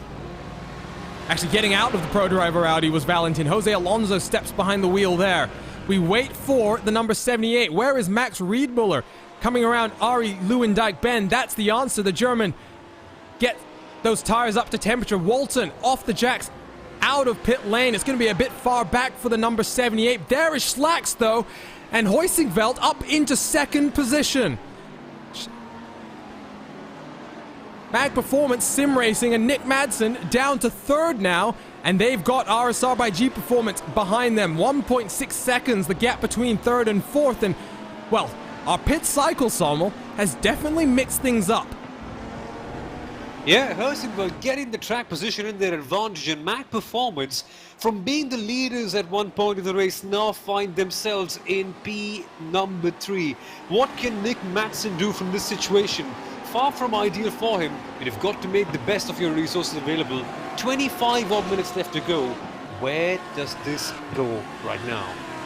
The other big loser in this pit cycle is the number 25. What's happened to Garrett Thompson, who's just gotten behind the wheel of the Quasar number 25 car? They've lost a position to the Archer Brothers Esports number 202, despite the fact the pit lane times almost identical. Thompson struggles out of turn 10. That will compromise and extend the gap even further 1.3 seconds between 5th and 6th place then as Samuel Robson tries to get up into the podium positions. Things are extending out at this point in time now, but there are some battles that we're going to turn our attention to, and let's run you through some of them here, Samuel, because the Apex Missers 186 are now in the clutches of Pro Driver Esports and the number 24. As we mentioned earlier on, Apex Missers clearly having lots of potential in both the cars. This particular one, the 186, they missed Daytona and Donington, all three of the races that we had right there. So a bit of an issue. Donington race 2 and both the races at Daytona. Now they're under attack. Now they blocked the lines off yet again. I should see so many different lines here at Zandvoort. And just having the right mutual respect and understanding between the drivers is going to be so critical to ensure that the races here are clean. We've seen some good stuff. Hopefully it continues on for race number 2. Yeah, and it's all about, for the most part, that run out of Arie Luijendijk down in towards the Tarzan box. It's all about getting to the outside and who can sweep around and carry that momentum around the long right-hand hairpin. Oh, we were just looking at one of the Apex Missers cars. The sister car has gone for a little bit of a spin, maybe getting deep fried. They get back up to racing speed. Let's take a look at this RaceSpotTV replay. They had, I believe that's the N-Race Esport BMW right behind them. Actually, no, that's Shipsky Racing in the 222 recovering from their own issues. And just a lazy loop of the rear end there for Steinmetz. And fortunately, no further contact for the 222.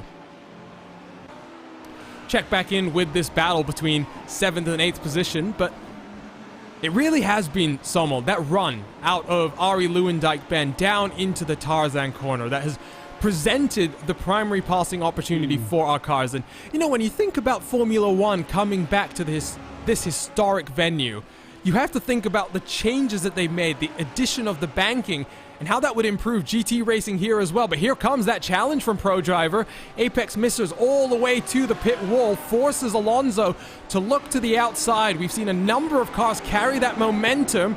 The 186 really sends it down the inside, but off the exit, the momentum from the Pro Driver car promotes him up into 7th position, and Jose Alonso manages to get the move done. A bit of a challenge there, Sommel, but fairly easy for Jose Alonso. Only just towards the very end, because at the exit of Tarzan corner, he got the exit right, but just Apex Missers nearly had a chance, and had they brake just, a couple of meters a bit too late, and Jose Alonso, he would have been facing the wrong way round. But contrary to what we thought, Arjuna, making moves at turn number 1 does seem to be very plausible. Drivers are taking the risk, they are getting the reward. So far, so good. And yeah, coming back to the point of GT racing benefiting from the banking, it's going to be tricky. You just have to get the best run possible, and drafting is a factor. It's not the biggest thing in the world of GT racing, but nevertheless, drivers will really have to commit to the corners and get their entries especially correct. It'll be a bit like a game of Hot Wheels, those old ramps that we used to have as a child, that we used to play with toys. It's going to be so much fun to watch. And there's a very interesting story about how that circuit change came to be. We'll talk about that at some point, I'm sure, in the remaining portion of the broadcast. But Nick Madsen closes in on Max Riedmuller in the number 78. The gap now, there you can see, just under 9/10 of a second, and it's been coming down lap on lap since Madsen has gotten behind the wheel of the car. Hard to see by those gaps there, but last time around, 0.8 of a second cut off. Madsen, who's always been one of the quickest drivers in this series, tries to get back out towards the race lead. The gap to Stefan Schlacker in the Solar Vision number 32 is 4 seconds between first and third. But there is still 20 minutes for Nick Madsen to try and make something happen here. Not many other battles happening at this point in time, and just a reminder, you can follow along at timing71.org with your team for today's event, and indeed, the best in the virtual and the real world using the world-class suite of data analysis tools that Timing 71 provides. Madsen has really managed to close that gap in just under a lap's time now, Sommel. Gap now, 0.3 of a second. Yup. The last time out, Madsen gained 0.5 of a second on Max Riedmuller. Not quite sure if the Helsingborg car made a mistake or it was just Madsen going on a complete push mode, but the gap is visibly closing up. I'm going to pull out a Murray Walker quote from my bag because I always tend to do one of those in each broadcast. It's one thing to close up to a driver.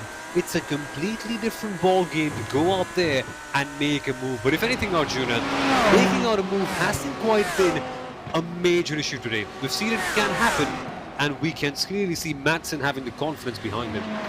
Well, Madsen just has to poke his nose to the outside, and then we'll see. How much does Reed Miller really want to hold on to that position? Down in towards the Hugenholtz corner they go.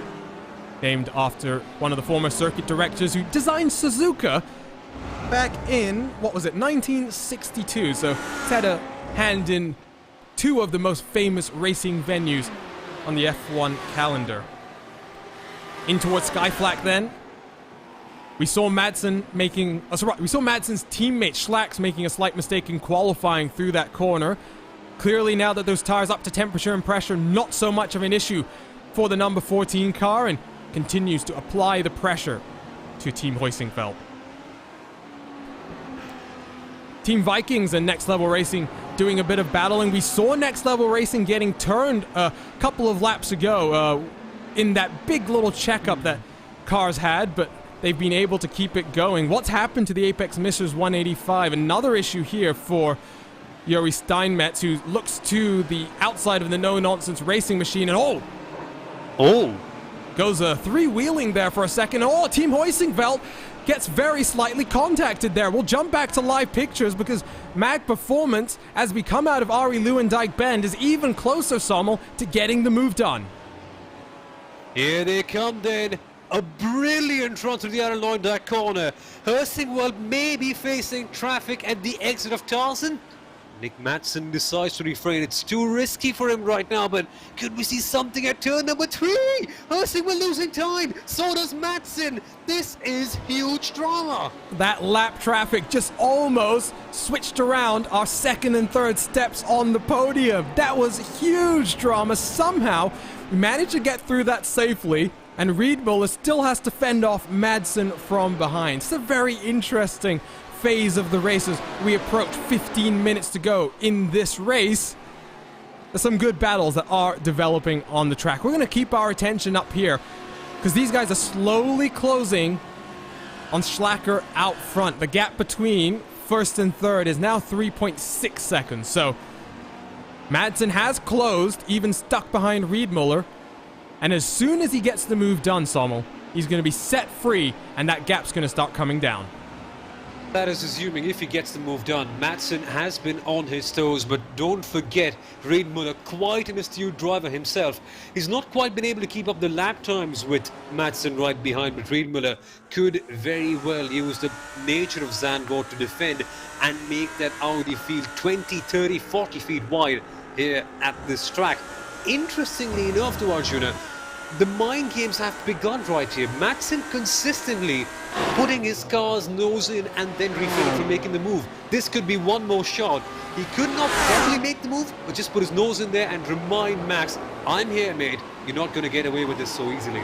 I think Reed Miller is doing the perfect thing. He's holding the outside. If Madsen wants to commit to the inside, it's going to take a very brave move that unfortunately might require some contact to force Reed Miller out of the way. We'll see what happens here, but I have a feeling if Reed Miller can maintain that momentum out of the final corner down into turn 1, should be able to hold on to that position. But 15 minutes to go.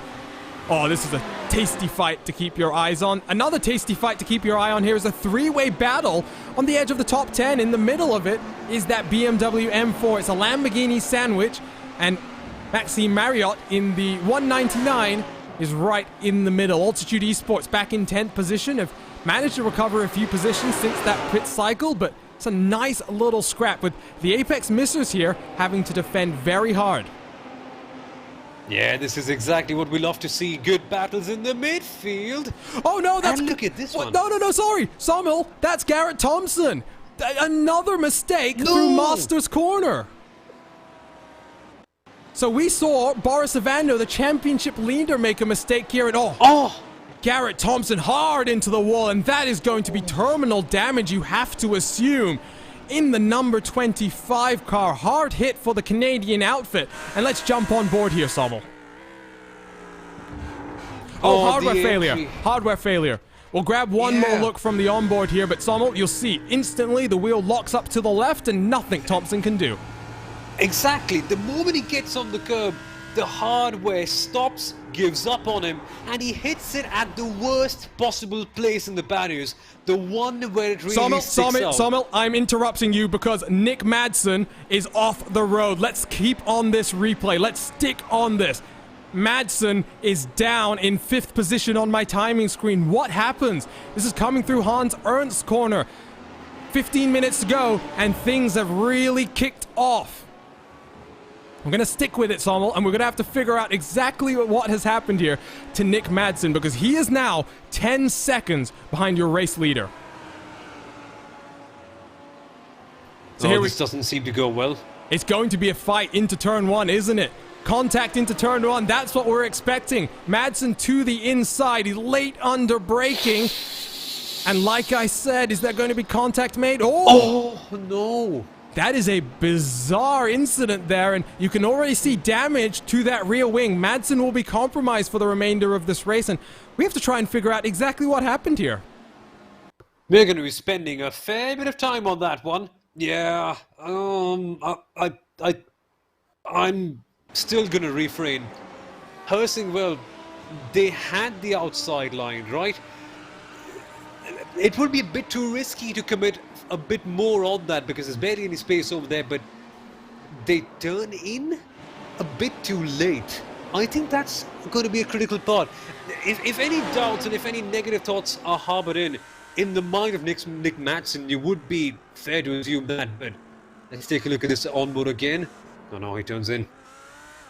This is one of the most difficult verdicts race control is going to have to come down on. And they're going to have some time to do it. That's the good thing. We do have live race control, but the good thing is that this is not a decision that has to be made in the heat of the moment. Oh, that's N-Race Esports in the 199. No. Has had an issue coming through the Tarzan corner. We'll wind this one back and see what's happened. So 2 issues into turn number 1. Maxime Marriott with that Apex Misters car. They're already banging doors, and N-Race Esports really tries to pinch off the Apex Misters there. We'll wind this one back, Sommel, and walk us through what you think is happening here. P5 in the title, remember N-Race Esports, they've got a lot to lose, side by side, and dare I say a racing incident? The perils of going side by side here at Zandvoort at turn number 1. We've seen time and again that it can be possible, but sometimes if nobody lets go of it, this is eventually what will happen. And N-Race Esports might be feeling all the more worse because they were so close to P number 1 in the title. P5 they were. And look at this now. Here comes Garrett Thompson.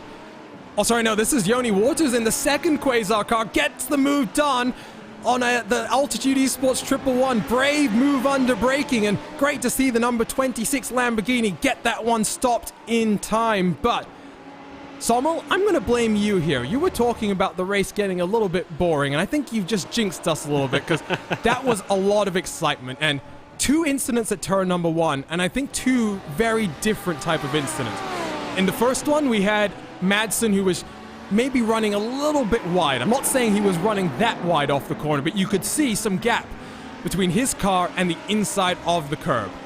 In that second incident, we saw N-Race squeezing the Apex Misters all the way to that inside curb, and really, if you're the Apex Misters, not much you could do to avoid that contact. Yeah, I agree, Arjuna. The first one, I'm still not sure about the complete judgment, and I'm really going to back out and speak about that later on, because that's Altitude Esports, Arjuna. That's the sister car, that's the 23, but look at this, contact made with the championship leader, Michael Strohbauer, trying to recover for a top 20 finish in the number 55. And unfortunately, Ross Nicholson off into the gravel, spins back onto the track, and contact made with the number 55. Let's jump back to live pictures and capture this battle on the edge of the top 10 once again, because things have kicked off here. 10 minutes to go. We finally reach the final 10 minutes of this race, and I think I'm going to need a little bit of time in between race 1 and 2 to try and catch my breath at this point in time. I think the word we're looking for over here is frisky. The drivers are really getting frisky. They've bided their time, they've watched, they've learned, they've done everything. This is where the aggression takes to the circuit. They've watched enough. This is where they attack. And when they attack, naturally, the chances of catastrophe do increase. Here comes Ronnie Walters. Outside or inside, where does he go? Smartly. Oh, but look Goes at to this. the outside line and He tried to pinch as well. I don't know why we're seeing this, but a number of cars trying to squeeze that inside car all the way to the inside curb, Sommel. Yeah. It's all about cutting off the momentum and opening up the corner for that car on the outside, but it's already resulted now in what I think were two different incidents that we didn't need to see. yeah, quite clearly. It's just a case of immense competition. When everything is on the line, when you want that result, when it's a case of pride, you just do not leave anything on the table. And when you don't do that, you simply do not give any space to drivers left side by side. Is that the best thing in the world? Maybe not, but it does we do get to see the drivers on a completely different level altogether. They really want the win, really want the best result possible, and their hunger is evident right here. Look at that camera view out the back that Joni Matheson has to deal with. It's full of Joni Waters. We've seen him make that bold move under braking once. Will he do it again? 8 minutes left on the clock, so looking at about 5 minutes or so, rather 5 laps or so left in our opening race of the weekend. Waters closes under braking. Look at that car as it closes in on that camera shot that Matheson has to view in the middle of that windshield. Run down now the back straightaway we go. This is just under 700 meters in length, and Waters uses all of that draft to try and close in. Oh, he switches back to the inside. Fantastic move, but not able to slow that car down, and Joni Waters finds himself in the tire barrier. The worst possible race number 1 for Castle Sim Racing. That is just so gut-wrenching for them. They were in the midst of such an amazing battle, and then a good move turns into a bad race in the snap of a finger. And that is going to be hard.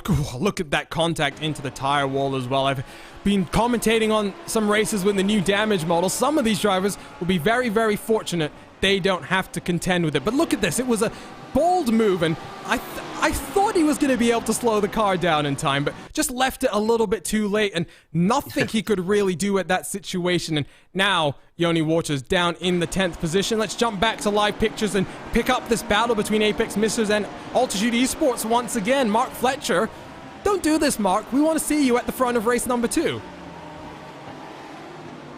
Yes, indeed, but he wants to get as many points as he can in race number 1. He's getting ever so close, only 6 minutes to go, Arjuna. Now, is this going to be a case of him executing the most clinical, most beautiful move to get that position in, or are we going to see quite something similar to what we've seen in the last 5 minutes, which is utter and total carnage? And I'm still blaming you, Sommel. I've got the timestamp of exactly when you said... Look at that. Look at that, Mark Fletcher getting a bit wide. That will compromise his run. But I've got the exact timestamp, Sommel, from when you said, if things get boring, I have some stuff to say. So I'm going to blame you. I know some people in our YouTube chat are blaming themselves as well. I'm sure it's all of your fault. The one thing I know, probably not mine. I've done a good job of not cursing anyone in the comms booth so far today, knocking on some wood around me. Let's hope that that continues for the rest of the broadcast. Because, well, Altitude Esports, Sommel, we were kind of joking about this just before we went on air. It would be incredible, absolutely incredible, for them to go out there and win that race number 2 for the 3rd time in a row, because we mentioned it throughout the season so far. Race 1, you can plan out a little bit more, you can have a strategy, but race 2 is all about luck and making sure you stay out of trouble. And another thing that Altitude Esports have managed to do quite well in race number 2 is defend. And as it stands, they'll have to go away from their primary strength, which is defending. They'll have to attack quite a fair bit in race number 2. Right now then, they're trying to attack, trying to practice a bit of that, I shall say, for race number 2 on the Apex Misters car that, quite frankly, are quite a machine to pass, to be honest. They've been quite good in their defense. and see if Mark Fletcher can get something done for himself in the last 4 minutes. But just look at the way these drivers are being so aggressive on the inside curves, just attacking every single corner, Arjuna. They're just on it. They completely are at the top of their game. Nothing will be left off the table. They're just completely on it. They just want the best result possible right now. And he sends it!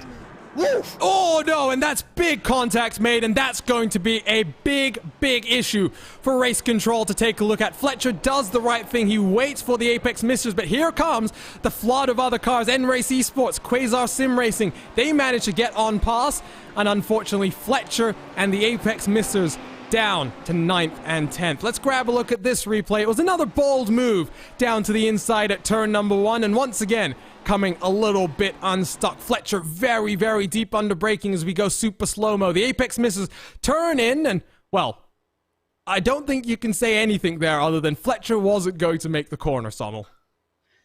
It just had the word send written all over it. And when you have the word send written all over it, it can either be a Daniel Ricciardo send or an unfortunate one for like that one from Mark Fletcher. Just a bit too eager, and he'll be the first person to admit that it was just a little bit too eager for the final lap, and clearly the consequences of that being huge on the result. But if anything, they somewhat get a decent starting position for race number 2, you know? Yeah, if anything, it's helped them out very slightly, as you see in front of them, Quasar and Race Esports doing battle for what now becomes the battle for the 7th position. Apex and Altitude squabbling over 9th. But just under 3 minutes to go then, as we use these fantastic aerial shots that we watch the cars cutting through the Dutch seaside. As, oh no, apex missers are off the track once again. The 186, we were just talking about what a strong race it was for them. And Matheson, unfortunately, now down in 12th position. And we're going to lose an extra place as more cars around his outside. So let's run this one back once again and see what's happened to Matheson. And hopefully, Sommel, there's not further contact between the two of them. Hopefully. Round number 2 has begun well and truly right here. The punches were being traded the last time on, and yeah, let's see what happens this time. Apex misses clearly. Dare I say missing the apex, no? Well, no, technically that wasn't the apex thing. That wasn't the apex, yeah. They just went offline, and yeah. Still, end result remains much the same. True. Losing positions. Yes, we can discuss all the technicalities of whether that was the exit or the apex of the corner, but the reality was something was missed, and off into the gravel they go. Let's turn our attention forward. Madsen has managed to close on the rear end of Jan Nosek in the number 56 RSR by G Performance car, and as they cross the stripe this time around, it's going to be 2 laps to go then. 90 seconds left on the clock now. In towards Tarzan we go. Madsen closes under braking.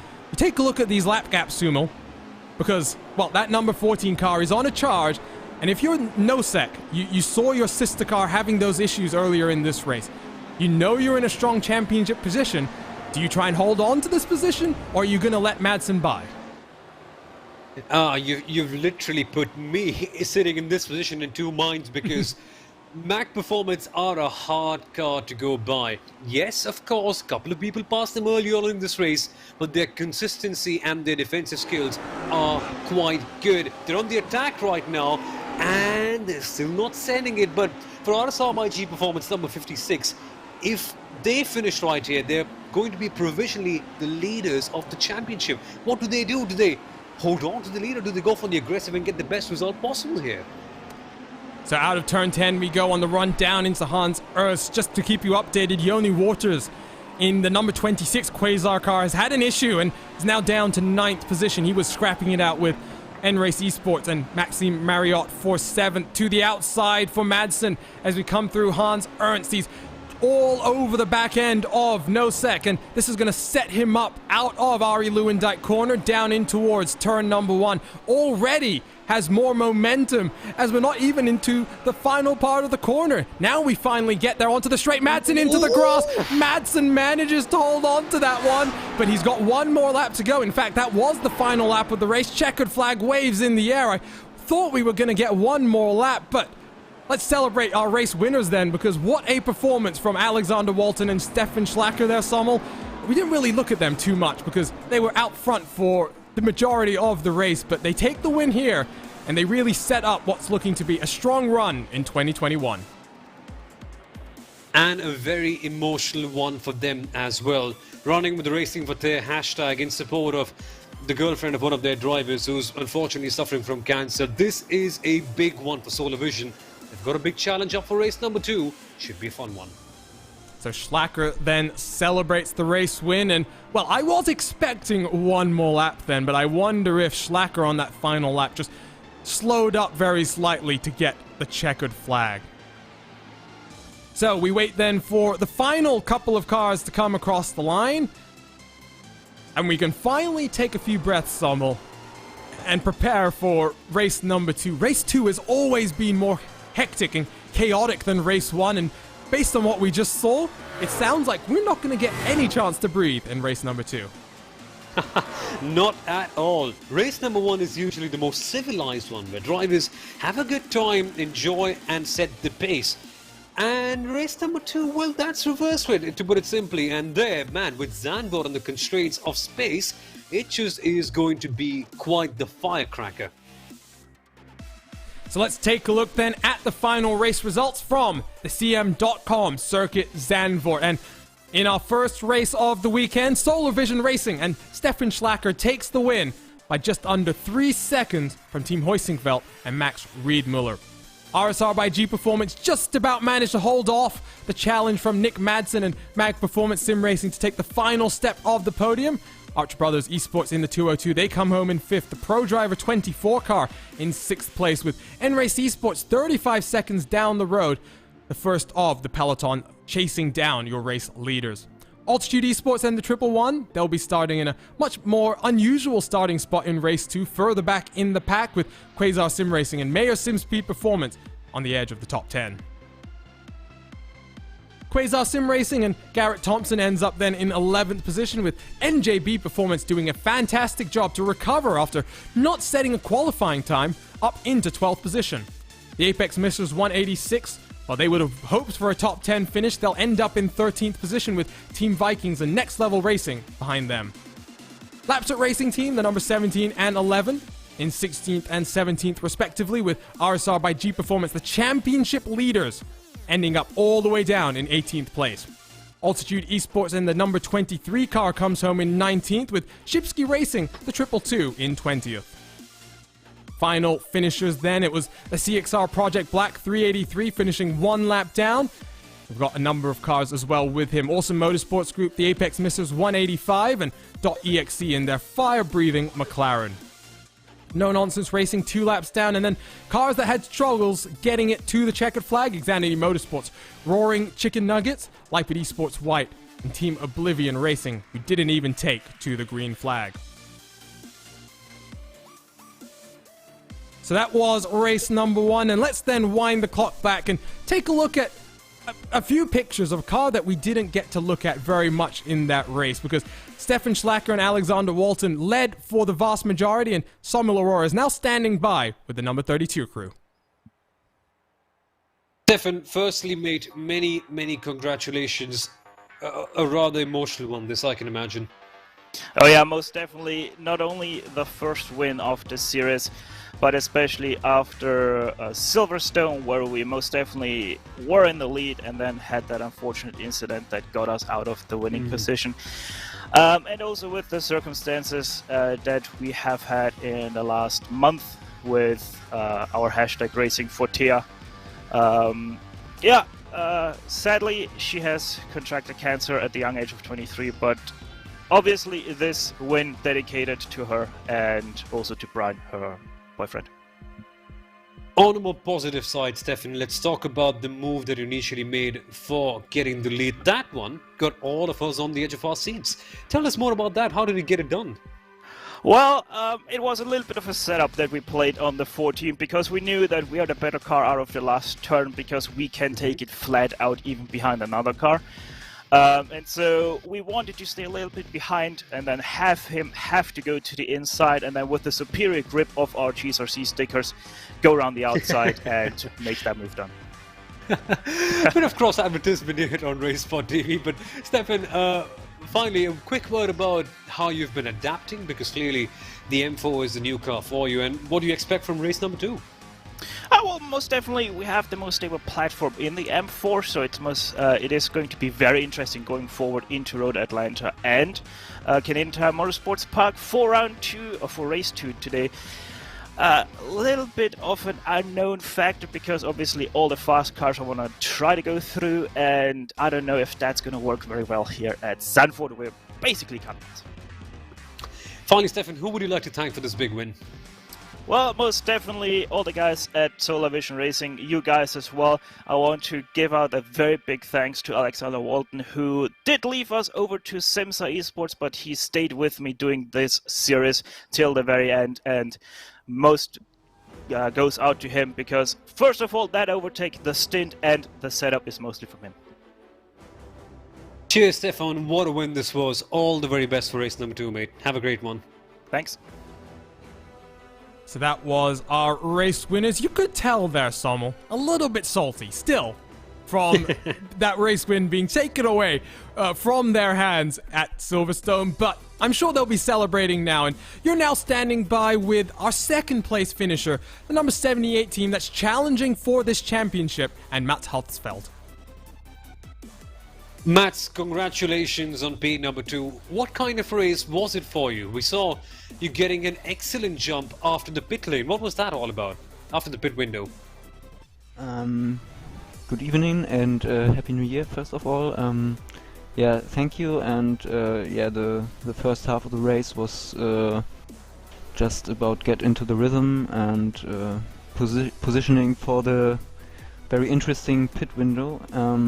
Yeah, I think the guys in P2 they changed their tires, and on the other hand, this gave them an advantage in pure pace in the second half. But on the other hand, to change the tires, then you lose time in the pits because it takes longer time than only fuel up the car again, and so we could gain into second position.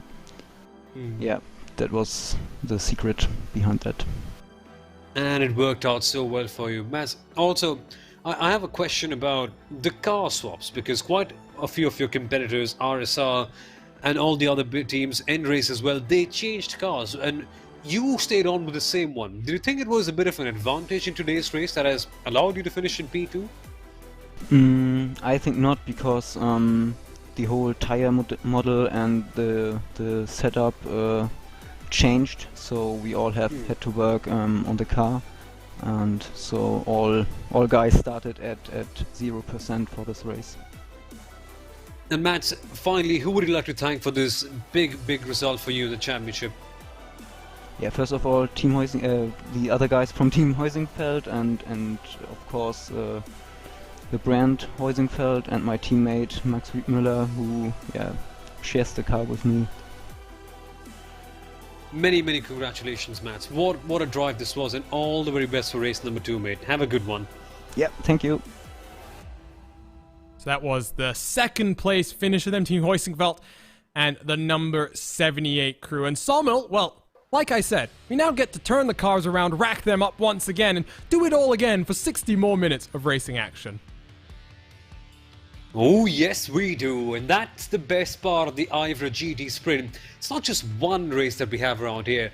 After a short break, we'll be back with race number 2, and if you like drama, if you like carnage, if you like carbon fiber being broken around, it's going to be a reverse grid race at Zandvoort of all circuits.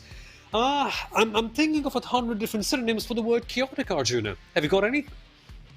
Crazy, how many can I think of right now? We might need all of them to describe the race that we're just about to see. Before we get there, let's take a look at the schedule once again, because, like mentioned, it's been an interesting road so far, and let's focus a little bit on the race that we just had, Daytona, as we transition into our second race of the weekend here, Sommel, because we expected chaos, and while we got some chaos, there was also some really great racing, and much of the same as what we got today. You see cars that they respect their drivers around them, and while they make mistakes, we did see a number of bold moves down into turn number 1, you can tell that all of our drivers can recognize the moves coming around them, and for the most part, everybody is willing to race as hard as possible.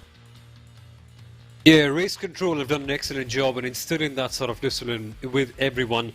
A few cases do happen, drivers just maybe making mistakes, and that's the nature of sports, right? You're competing in such a high pressure environment, you're bound to make a couple of mistakes, but on the whole, everything was very clean, and it's good to see that sort of respectful racing going on, Arjuna, and hopefully we get to see a lot more of that in race number 2, although I do think that's a bit of a big demand, I suppose, with the nature of the race. Well, we're going to take a short break here on RaceSpotTV. We'll be back in just a few minutes' time with continued coverage of the IVRA GT Sprint Series. Don't go anywhere. We'll be right back with race number 2 from this weekend.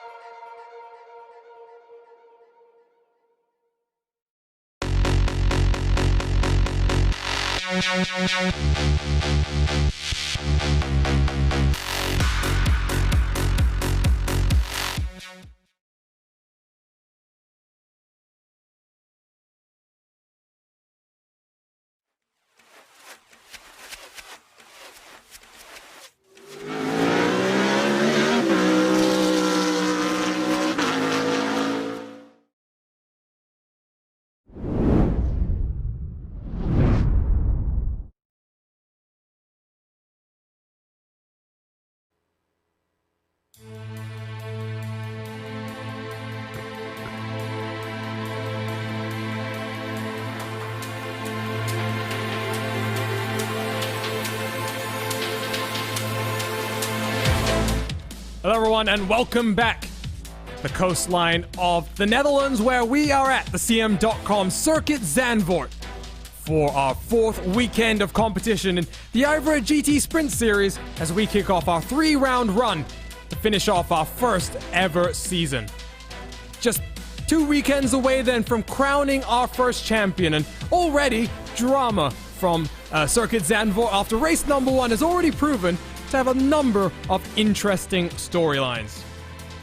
Hello and welcome then back to RaceSpotTV, where my name is Arjuna Kankipati and I'm joined by Somil Aurora in today's broadcast booth with TV cameras provided by Istvan Ballo and TrackCams22.com. Additional car cameras provided by RaceSpot's own Tyler Maxon. You can follow along with today's race at timing71.org, and you can follow the best of the real and virtual racing using their world-class suite of data analysis tools. So Somil, here we go then. Our 4th reverse grid race of the season, and this is going to be interesting. The question I think that we have to pay attention to, though, is what is the number 55 RSR G Performance car going to do after struggling in race number 1? It's going to be so interesting. RSR Esport by G Performance, championship leaders heading into race number 1 here at Zandvoort, and then all hell broke loose. Their teammates, the number 56 car, they're going to be the ones who have the edge right now in the championship, but for them, it's going to be such a test of character, such a test of their mental strength about how they can bounce back. And apparently it was an issue with iRacing that caused that accident, and it may sting even more so knowing that the championship could be lost even though it isn't even your fault. Absolutely, and you know, for a championship that is so close at the top, there are so many teams that are fighting in and around the top of this team standing. It's a championship where you really can't afford to lose out too many times. So Michael Strohbauer, who you're seeing setting his qualifying time for this race number 2, has a lot of work to do in this second race. For those wondering why cars are out on track for a reverse grid race, Race Control gives each car a time window to set a lap time within, which orders the cars into the starting grid, and that will set the grid that we will use. So let's say hello to you then from our RaceSpot commentary booth and talk a little bit more about the CM.com Circuit Zandvoort, because like I mentioned, a lot of stories to talk about, and some of the one I want to talk about now is that banking. There has been a lot of changes to this track, and the biggest of them is that final corner, the Ari Lewendijk corner. However, a little bit of changes have been required by the FIA to bring Formula 1 to this track, and we'll tell the story of how this came to be. Obviously, F1 has drag reduction system, and you need straights of sufficient length in order to actually utilize the DRS system, right? So Zandvoort's main straight at just under 700 meters in length was a bit too short for F1 to come here. So what was the solution? The first thing they thought about is how can we extend the corner a little bit, maybe make the straight a little bit longer. The problem there is you have environmental concerns given that the track is surrounded by EU-protected national land. So that was out of the equation. The other equation then you might think is, oh, why don't you just let them press the DRS button slightly earlier in the corner? And there's a very good reason for that. The existing corner design, which we see on the track right now in our iRacing version, at the exit, if cars had DRS open, they would have 2.5 G of horizontal drag on that rear wing, and we know what that looks like in an F1 car. The F1 car is no longer pointing in the right direction, it's now pointing in the wrong direction, and it's suddenly missing body parts. So the question becomes, how do we improve this, right? What do we do from a safety perspective to make this work? And the circuit director, the current circuit director, who we must give full credit to, came up with a rather ingenious solution. You take your car and you tilt it this way.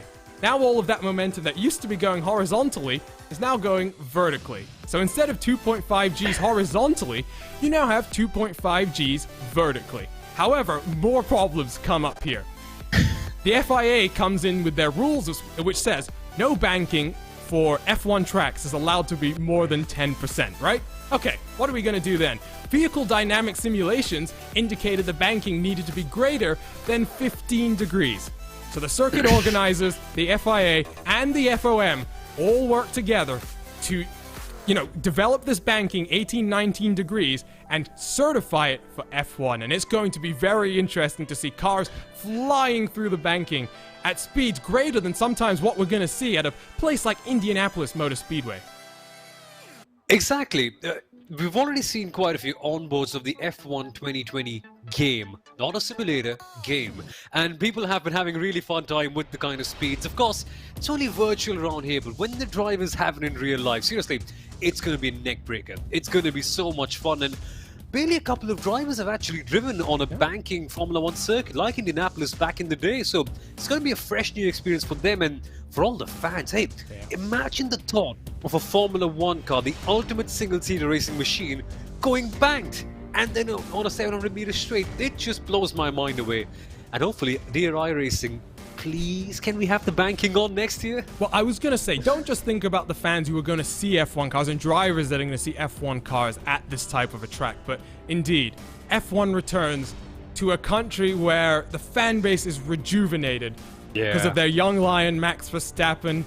Let's see what that's going to be. I know they were disappointed that 2020 was unable to happen, but 2021 will hopefully be the return of the Dutch Grand Prix, and we're just a few moments away then from getting qualifying done and getting our grid set for race number 2 here from the IVRA GT Sprint Series. Just a couple of minutes to go before race control will order the cars to line up on the pit straight, and we'll have a full pace lap to go. It is very interesting, Sommel. I love that story of the way they had to develop the banking, because it's a great little documentary on YouTube, which hopefully we'll get more installments of as well, but you never really think about track design and track construction. There is so much that goes into it. One thing that I thought rather interesting was the chemistry of the asphalt that they actually used was very important. And quote, it's like baking a cake. If you get it wrong, the chemistry is wrong. Exactly.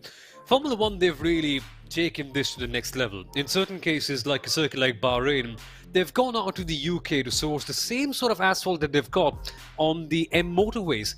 And that's just this kind of commitment that they have towards a Formula 1 race to make sure that the circuit is just perfect. I remember the Buddha International Circuit in our backyard here in India. They had to move so much land because the place where the circuit originally was constructed, it's dry, it's flat. It's the best place if you want to go and do some farming. Not so much for elevation changes though, and they had to move so much of concrete, so much of earth to get the kind of elevation changes that you have on the circuit. And it really baffles me to see the kind of commitment that promoters can do for a Formula 1 Grand Prix, only to see the race go away and see the track just be sitting right there, having nothing going on. BIC, the Korea International Circuit as well, among others. The nature of motorsport, I guess. The nature of motorsport, indeed. And the track construction for F1 completed in just 3 months' time. And like we say, we cannot wait until F1 cars take to the CM.com circuit Zandvoort. But for now, let's run you through the starting grid for our second race here today. So the Roaring Chicken Nuggets and Nick Stoop lines up at the front. Number 99 going to be at the front of a very busy drive-through queue as he's got Xanity Motorsport to his outside with No Nonsense Racing and the .exe fire-breathing McLaren occupying row number 2. Row 3 of the grid, it's the Apex Misters, the 185 car with Yuri Steinmetz behind the wheel with the Awesome Motorsports Group, number 72 on the outside of row 3. CXR Project Black, they start back in 7th position with Shipsky Racing and the 222 on their outside. Edge of the top 10 is Altitude Esports Blue, the number 23, and your championship leaders. RSR by G Performance, the number 55. Michael Strohbauer on the edge of the top 10 has a good opportunity to get towards the front of the field. It's an all-Apsert Racing Team row number 6, the number 11 in 11th place, with number 17 in 12th. Next Level Racing, the number 77, is on 13th position with Team Vikings, the 777, to their outside. The Apex Missers 186 is going to start back in 15th after some late race drama for them, with NJB Performance back in 16th. Quasar Sim Racing and Garrett Thompson line up in 17th. Manuel Mayer and Mayer Sim Speed Performance on their outside. Yoni Waters in the Quasar Leo car in 19th, with our last two Race 2 winners, Altitude Esports, who won at Donington and at Daytona, starts back in 20th. N-Race Esports and Maxime Marriott lines up in 21st place, with Jose Alonso on the outside. Archer Brothers Esports, the 202, back in 23rd position, with Mag Performance and Nick Madsen to their outside. RSR by G Performance, the sister car, back in 25th, with Team Hoysinkveld, the number 78, to their outside. Race number 1 winner Stefan Schlacker lines up in 27th, with the unclassified cars lining up behind him. Leipert Esports White, the number 10 car, and that will be our 28 car field.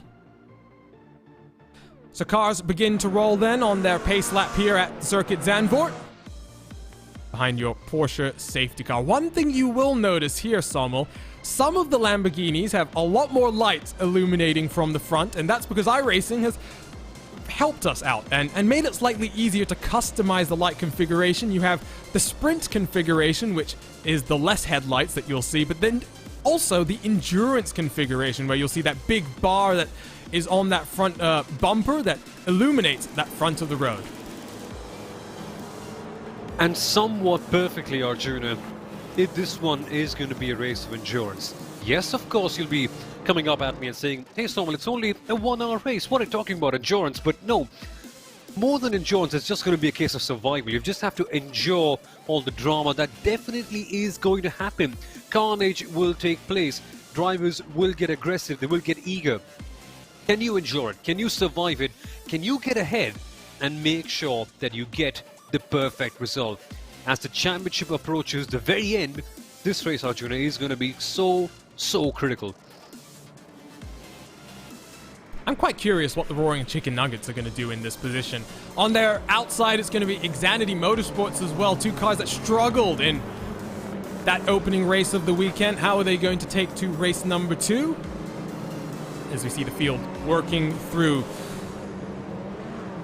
the part of the circuit that was added in the late 1990s after the track fortunes turned around and looked bright once again. Marlboro Masters of F3 started to come here, and Zandvoort was placed back onto the European radar for all types of racing. At one point, can you believe, Sommel, A1GP, they came here and had over 120,000 fans in attendance for a race. It is a fantastic racing venue, and like we were mentioning just before these cars rolled off, the prospect of the Dutch fans cheering on the young lion himself, it really has me excited for this new wave of Formula One fans coming into the sport.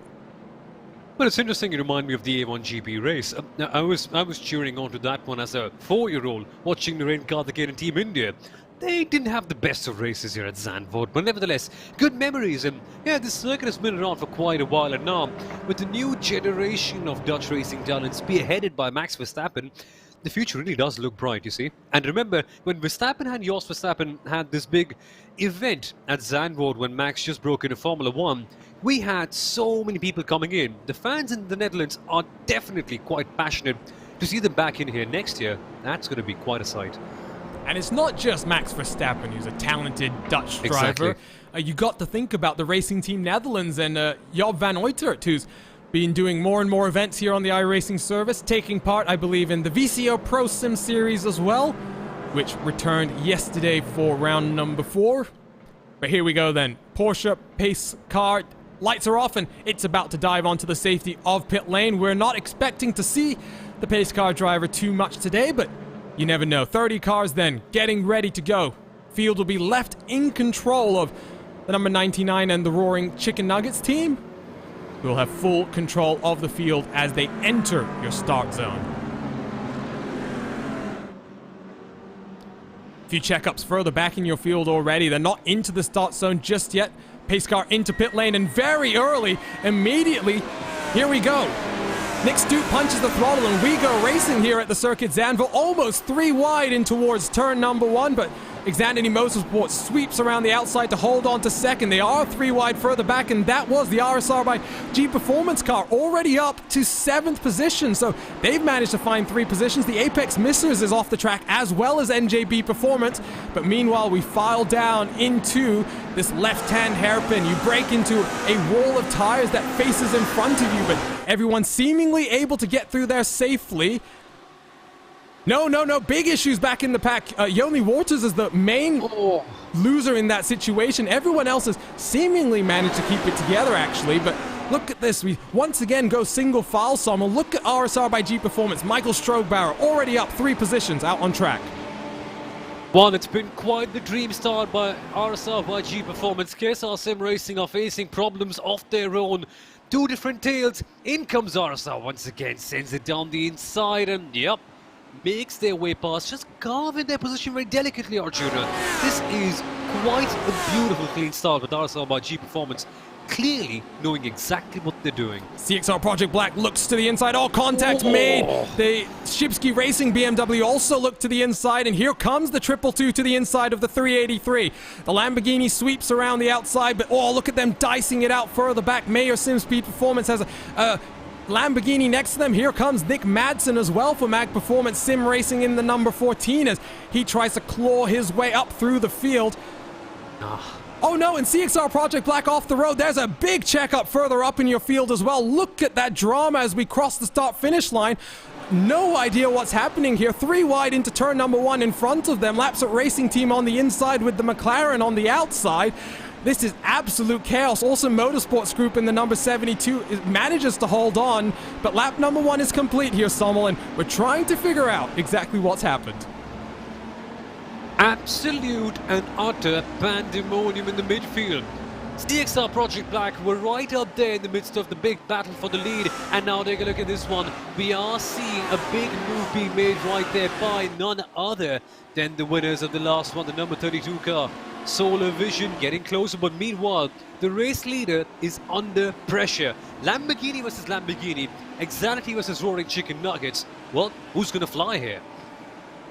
They have a 3-second advantage. Look at Michael Strogbauer to the inside. He takes the 3rd and final step on the podium. More cars are trying to follow him through as well. The Apex Missers 185 tries to follow him through on the Ferrari, the no-nonsense racing Ferrari in front of him. Absolute chaos here as we try and uncover what is going on. Look at that action further back. Nick Madsen already up into 15th position. Team Hoisingveld trying to challenge around the outside.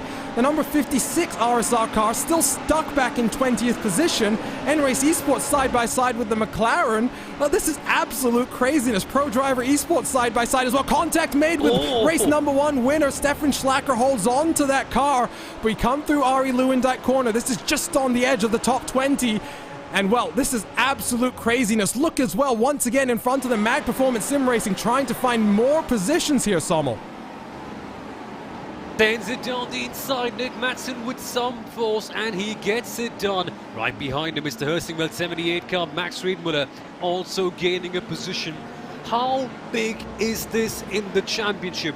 Both of these teams are losing out a fair bit of points right now to the number 55 RSR car, because that car is gaining positions ever so quickly. They've got to carve their way up. They've got to do as much as they possibly can. Meanwhile, in the midfield, things just keep on rolling. Yeah, look at this. Altitude Esports in the 111. They started back in 20th, up into 9th position. Mark Fletcher, we talked about the unlikely chances of him taking 3 wins in a row to the inside of Lapsat Racing. Fletcher up into the 8th position, and look at the swarm of cars in front of him. He's got his teammate in the 23 car. There may be a bit of team orders being played there. Front of this train of cars, though, no nonsense racing. They're having to fend off the Apex Missers 185. Down into Hans Ernst we go. Apex Missers gets to the inside. Contact made. The Ferrari's going to hold the inside of this left-hand hairpin. Here comes Shipsky Racing in the 222 as well. They're tripping over each other, by the way, and that's releasing RSR by G Performance in front of them. They're now just a second behind your top 2 runners. So the number 55 car, the championship leader coming into this weekend, Sommel, now looks to try and extend their advantage once again. Could be fun, more moves being made potentially in the midfield. Shipsy Racing looking for something on the apex missers. Quite getting anything done, Arjuna. Still quite clean heading into turn number 1. Fletcher, by the way, down the inside of his teammate. And oh, more issues for that 23 car, who's now being challenged from Team Vikings from behind in the 777. I tell you what, let's take the time. There is so much craziness going on. Oh no, craziness in the background. Team Vikings into the wall. They get turned by the Quasar Sim Racing Corvette, Lamborghini rather. And Team Vikings now has to try and recover from that one.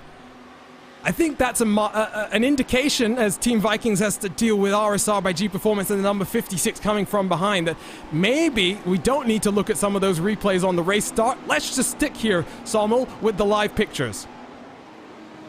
Yeah, the number 56 want to get more points in. They'll be probably leading the championship after their excellent result last time on. And with the damage car up ahead, it could be made easy for them to pass, but they also have to defend from a big swarm behind. Excellent stuff.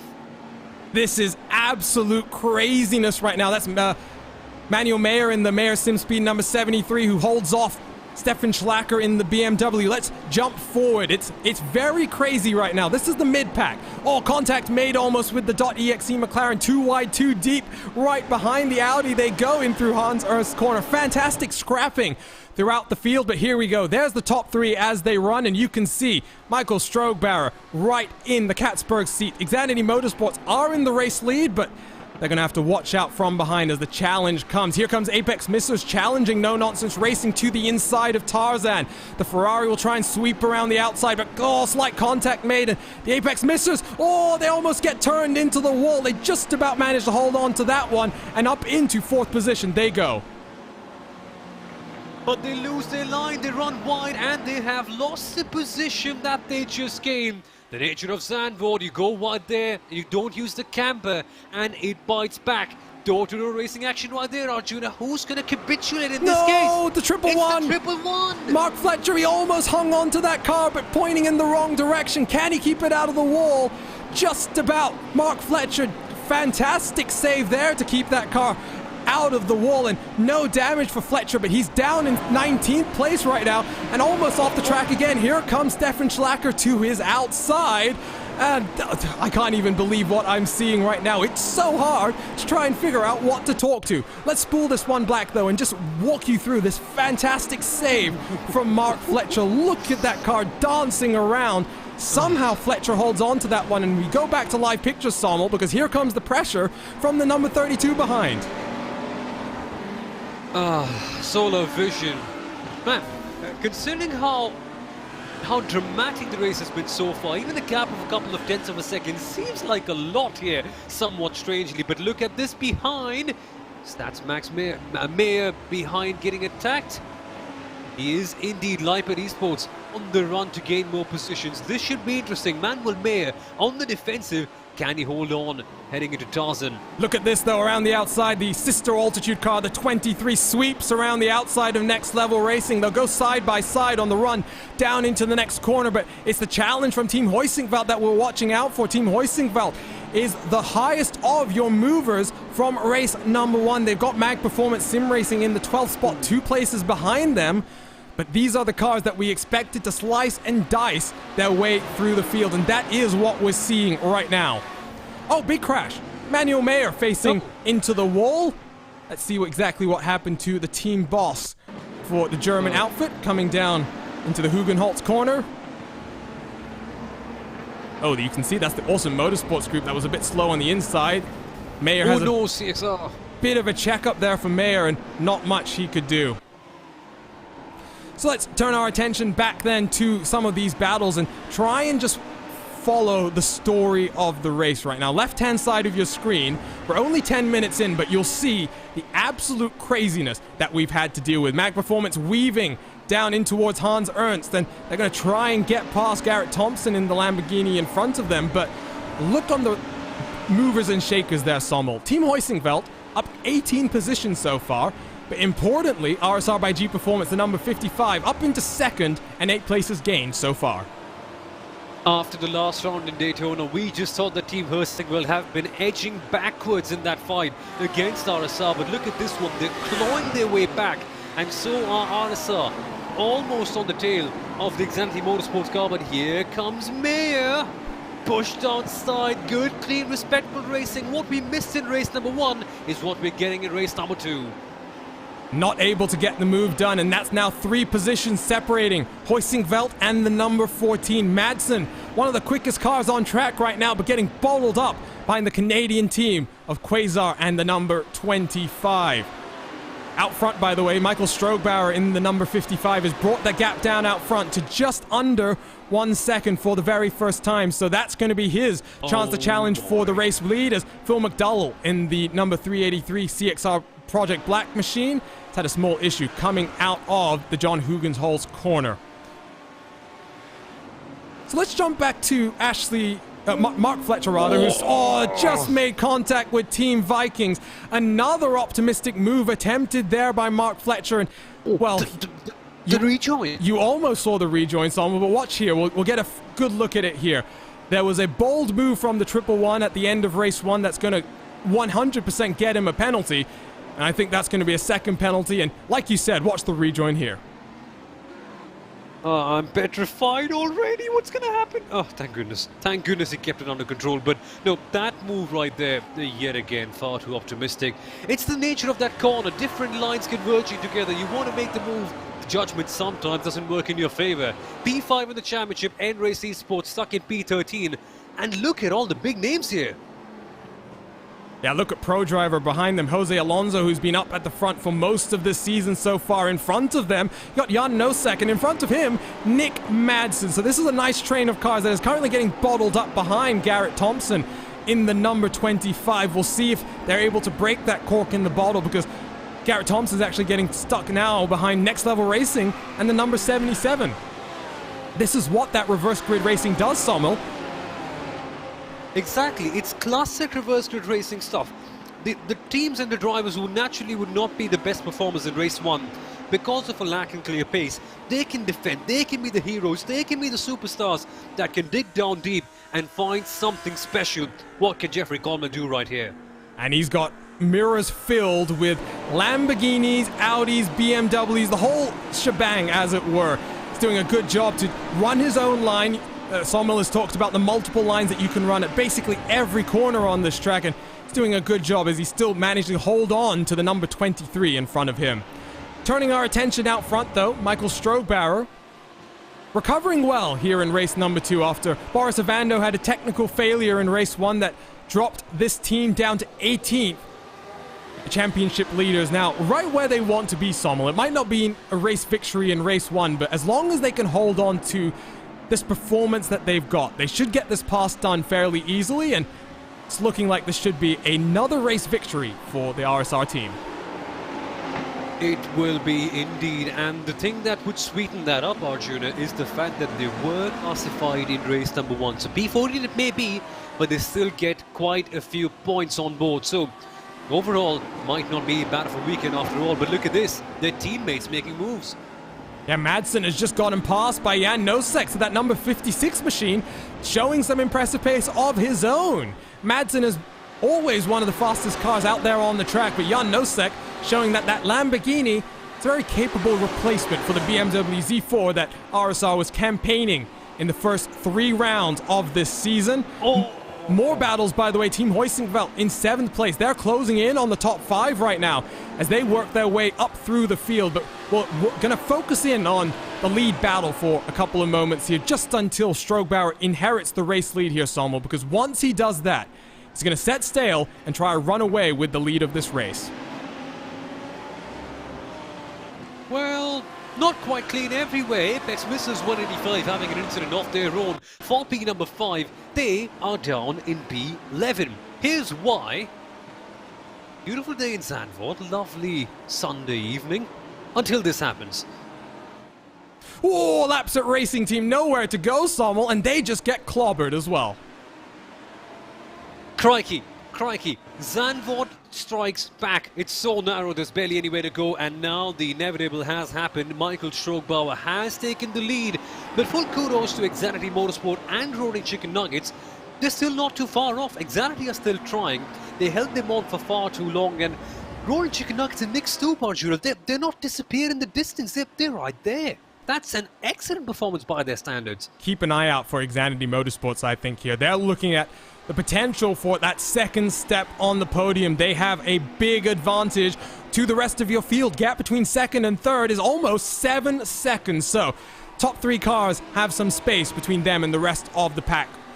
We'll focus in then on these battles in the mid-pack. Watch as Jan Nosek tries to get past the Quasar Sim Racing Lamborghini in front. They're still bottled up behind the next level Audi in front of them. Quasar looks to the inside, but that's going to open the door for RSR. Here comes Nosek to the inside, and he's going to get the move done in towards turn number 9. Up into 8th position then for the RSR team, and Sommel, he made that look very, very easy. It just plays right into his hands. The Lamborghini more stable than the Audi, and Jan Nosek making it work. That's the fastest lap of the race so far as well. So clearly he's turning the tide in his favor, but look at this. Look at that over-under, and that will set up the run out of this corner down into Arie Luyendyk. We saw Madsen try this on the last lap of the race number 1. To the inside he looks, Thompson squeezes, cuts off the nose, but the momentum down through Arie Luyendyk corner. They both got a pretty even run, but it's Madsen who's got the healthy draft all the way to the inside. That Lamborghini defends immediately, cuts down to the pit wall, forces Madsen to look to the outside, side by side through turn number 1. The Quasar Lamborghini gets a little bit high, forces Madsen to just compromise his exit, but that momentum's still going to carry them side by side. They stay side by side as we enter Hugenholtz, and Madsen's going to be on the inside for this left-hand hairpin and finally going to get the move done. Up in to the 9th position then.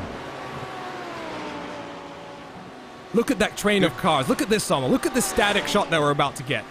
This is from 8th on backwards, and look at the gaps between all of these cars. Reminds you of that MotoGP shot, doesn't it, when they come off a chicane. It is just poetry in motion. I don't know why more people don't like GT3 racing, but we sure do. And we're going to focus on this one because RSR, yet again, Arjuna, showing their aggressive side, always putting their front foot forward and reminding everyone up ahead that they are right there, but just timing the move at the right moment. Is it going to be far too late though, because they have to climb quite a few positions if they are to get a really good result in relation to the 55. Well, given the struggles of the 55 in race 1, you'd have to assume that a top 5 finish for any of the guys who finished in the top 5 of race number 1, probably a pretty impressive result. Strogbauer, by the way, now builds his advantage up to just under 0.8 of a second. Xanity Motorsports doing a good job to hold on that last lap around. Shipsky Racing in 4th position, all on his own, but Team Hoisingveld is starting to reel in the 222. Across the start line we go, then 42 minutes left on the clock. Jan Nosek to the outside of the next level Audi. Audi's going to fight it back through the middle of the corner, but look at how smooth the number 56 applies the power, and here comes Madsen once again. Has to slot back into line, unable to get up into what would be 8th position. Good driving by Jeffrey Nosek, Jeffrey Colmel, I beg your pardon. He did not make it the easiest move in the world for Jan Nosek, but he also did not concede so easily. He's going to do the same right here, putting off Manuel Mayer in the background, and that is a tricky section to pass if you can ever make a move around there. Coming to the middle sector, here's where the lines differentiate. Here's where Mayer could make the move. And look at how aggressive he is on the curbs. And to the inside he goes, deep under braking. Madsen sends it. 77 once again doesn't fight back too hard. Very smart driving here from Jeffrey Colmel. I must say, I'm really enjoying the way that these cars are able to work through some of these slower cars without losing too much time, because it's proving to be a very interesting battle up and down through the field. Look at that trade of cars once again. Laps at Racing and the number 17 have a whole heap of cars in their rear view mirror right now. That purple machine that's changed colors for the first time today, looking quite good, I must say. The Laps at Racing team, Sommel, are the development squad for Full Send Racing, who we see competing in other classes in IVRA competition. But it's good to see that, you know, they're continuing to attack this championship with the full might that they have in 2021. Yeah, Lapsep Racing have been a progressing squad that have been growing over the years. And I had a chat with David from Lapsat, and he just clearly told me one thing, that Lapsat have gone for a split-end strategy. They want to try 2 different cars, because in a track like Zandvoort, that may just help the BMW M4, but later on when we go to Road Atlanta, maybe it could be Ferrari's advantage with the straight line speed that it has. So they're going for a different approach of splitting up their cars between their team. Clearly the BMW having quite a good day here today with the BOB favouring it. And look at that train of cars as they exit the Hugenholtz corner and run up to Rob Slotemacher. And to the inside goes N-Race Esports. Gets their nose chopped off by the Apex Misters. That was a bit of a opportunistic lunge, but maybe the move gets set up out of Masters in towards turn number 9. A little bit too far back this time around, but he looks to the inside, sends it under braking, and forces them wide. Here comes Stefan Schlacker in the Solar Vision racing car, says, hello, I'll take 2 in 1, and look behind them as well. Here comes the .exe McLaren N-Race being spun around, contact with the Apex Misters, and that was slightly inevitable, unfortunately. Yikes. After Solar Vision just grabbed both the positions with both the hands, this is what went down. A quick look at the replay. The chaos right here. Just take a look at the Solar Vision car behind. They send it. Solar Vision, like a excited young kid. They run past. This is where all hell breaks loose for them. The contact, man, it is just so sad to see that. Inevitable, but sad. That was sad, because that was looking to be a very interesting battle, and I was looking to see how that was going to play out, but now we have to turn our attention elsewhere. This is on the edge of the top 10. Next Level Racing still holding on very strongly to this top 10 performance. They're in 9th with Quasar and ProDriver right behind them. Great aerial shot as they exit John Hugenholtz corner and start that run up towards Rob Slotemacher. FYI, Team Hoisingveld and Max Riedmuller now up into 4th position. They've managed to get past Shipsky Racing in the 222, and that's going to allow Riedmuller to try and close in on Nick Stoop for that 3rd and final podium position. Background of your shot as well, Lapsat Racing fending off the advances from Race 1 winner. Stefan Schlacker is feeling confident. To the inside he goes, and Lapsat Racing team trying not to fight that too hard. They are going to carry the momentum in towards turn 10, but like I said, Sommel, it looks as though a lot of these slower cars are recognizing when to give up the moves, and it's meaning that a lot of these faster cars are now sitting there in the top 10. I am glad. It's a bit of a mixed thought kind of thing, because usually slower cars can be a bit of a menace, but the drivers right here in IVRA competition very aware of the circumstances, the surroundings, and what they must do. They are putting up a fight. It's not like they haven't put up a fight, but they know exactly where to pass it on and realize that, okay, it doesn't make sense to keep troubling the other guy anymore. But look at the positions. Not 1, not 2, not 3, not 5, not 17. 22 for Hoisingveld. How? How is just absolutely incredible. That's what the Next Level Racing holds off the advances from Quasar behind Garrett Thompson. Tried to send it to the inside, but unfortunately not able to get that move done. He's all over the rear end right now of that number 77, and they've lost almost 3.5 seconds to Nick Madsen in front of them. Other big movers, by the way, the RSR by G Performance number 56 car, which is up 18 positions, so by the time he reaches Team Hoisingveld, he'll be up the same number of positions as well. Then you've got the likes of the number 14 Mag Performance car up 16 spots, and then Solar Vision Racing, race number 1 winners, up into 12th position so far, but they're getting a bit stuck now, as we see Quasar back down to the inside, slight contact with Next Level once again, rubbing his racing, and here comes the ProDriver Audi. Forces it to the inside of the Quasar Lamborghini, side by side for 10th position they go, and that Audi gets the momentum off the corner. But what's happened there? Xanadu Motorsports is slowed down, and the number 44 is now dropped to 11th position. What's happened for Matthias Kubosch? How often do you see the number 44 car in motorsport have a bad day? No! Oh, the grass. No, Matthias. No, that was such a good position for them. Now this is so gutting, seriously. That is a shame because, like someone was saying, the number 44 usually associated with greatness, at least in Formula 1. Unfortunately for Xanadu Motorsports, the car gets spun around and they're now down out of the top 10 after running up in second position.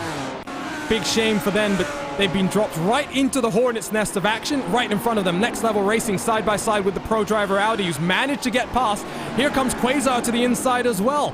Moved on, Next Level down into 10th spot now. Next Level having a bit of a tricky time. They did put up quite a good fight, but they have lost both the positions. And fair play to Jose Alonso, the pro driver car. Very smart in getting both the positions in his advantage.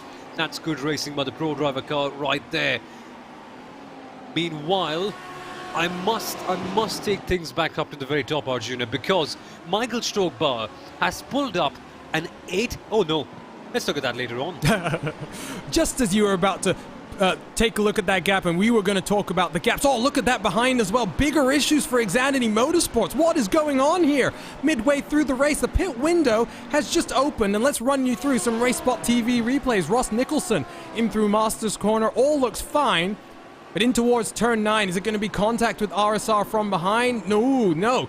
Rear end just steps around, and Nicholson pointed in the wrong direction. What happens then subsequently to the number 44 car? Second one in a space of a couple of laps. It's just getting from bad to worse for Xanadu, who had the reverse grid as their best chance, and that, oh boy.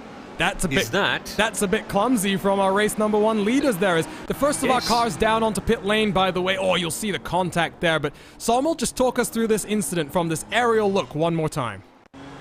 Quite simply, it has to be the case of different lines. Once again, Stefan just misjudging where to go and hitting the Xanadu car back out. Big drama everywhere. Man, meanwhile, pits are open, everyone's back in, and Michael Schlacks is in the box. Interesting call. Madsen has been one of the quickest cars throughout this season. Not saying Schlacks is any kind of slowpoke or anything, or slouch, but an interesting strategy. Let's see what's going to happen here. Roaring Chicken Nuggets, by the way, have just been passed by Team Hoisingveld, who are now up into second position, Sawmill, on pace.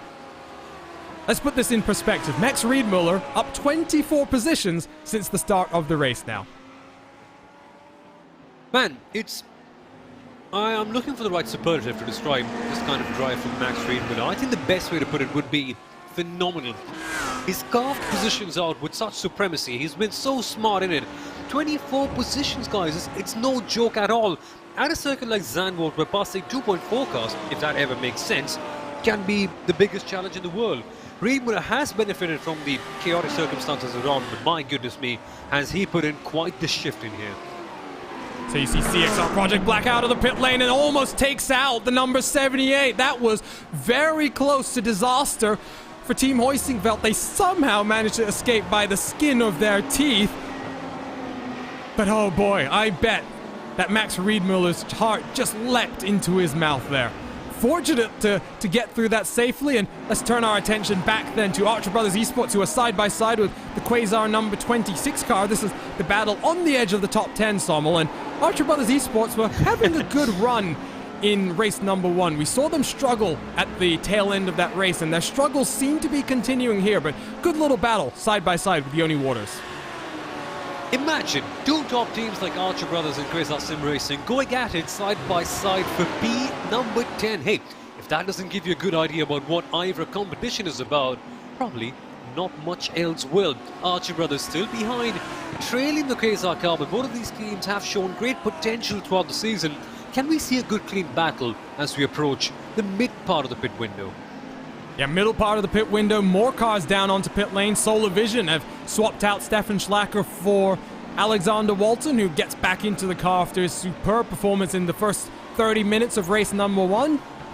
He's dropped in 7 seconds behind Mag Performance and Michael Schlack, so there's a kind of indication of the various gaps. We're expecting Schlacks to be a further 10 or so seconds down the road from Team Hoisingveld, and Hoisingveld obviously 10 seconds down the road from Michael Strogbauer and the RSR by G Performance number 55 car.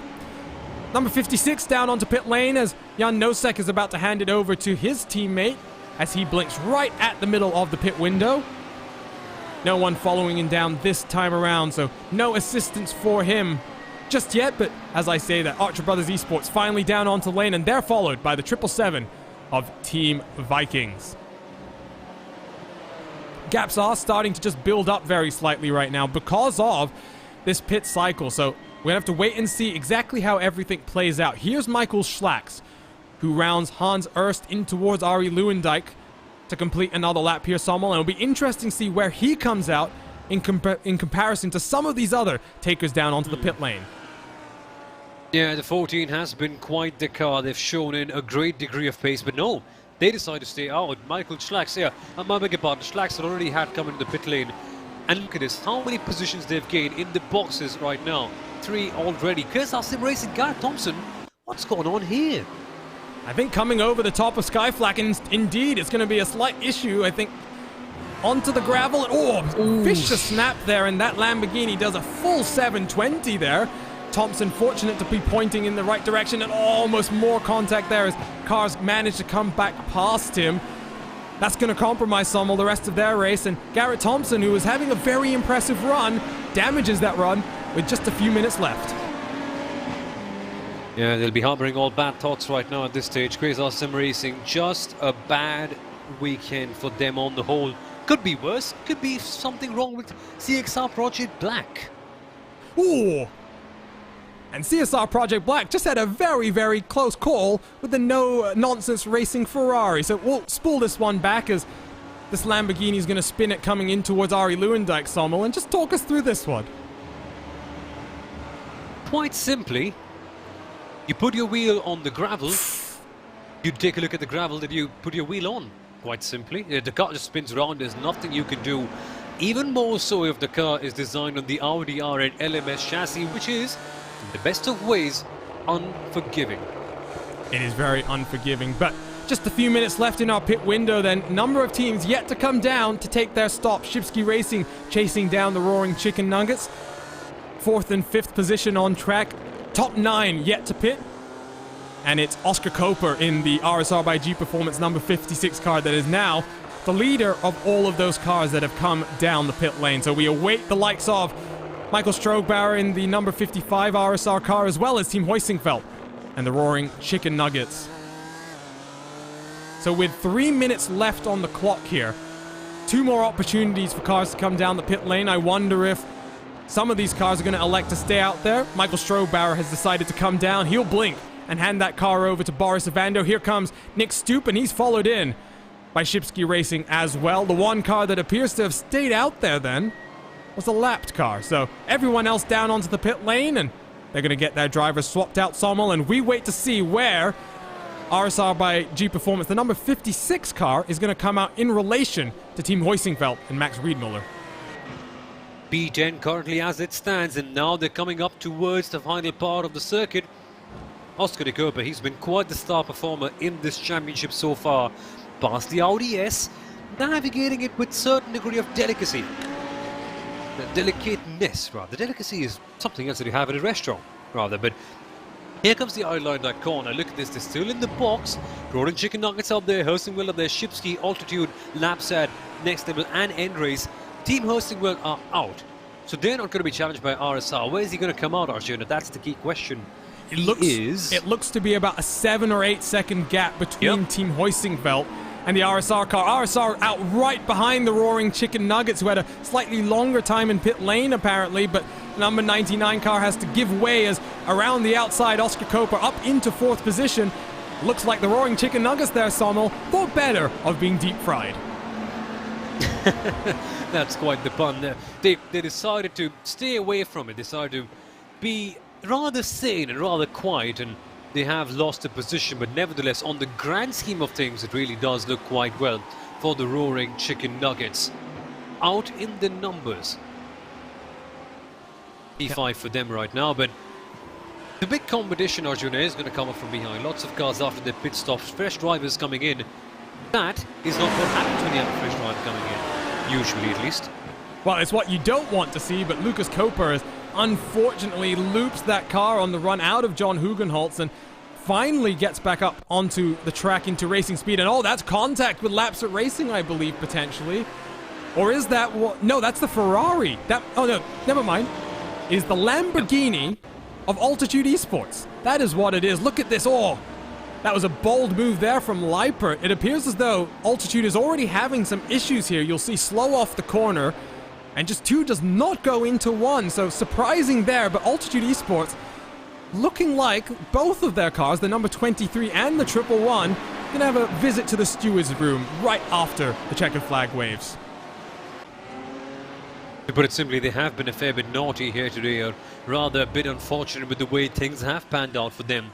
Really, the moves not well managed, or not well properly executed, because there clearly seemed to be an opportunity, but eventually it faded away. But yep, it's them again, unfortunately. What a bad day it has been for them.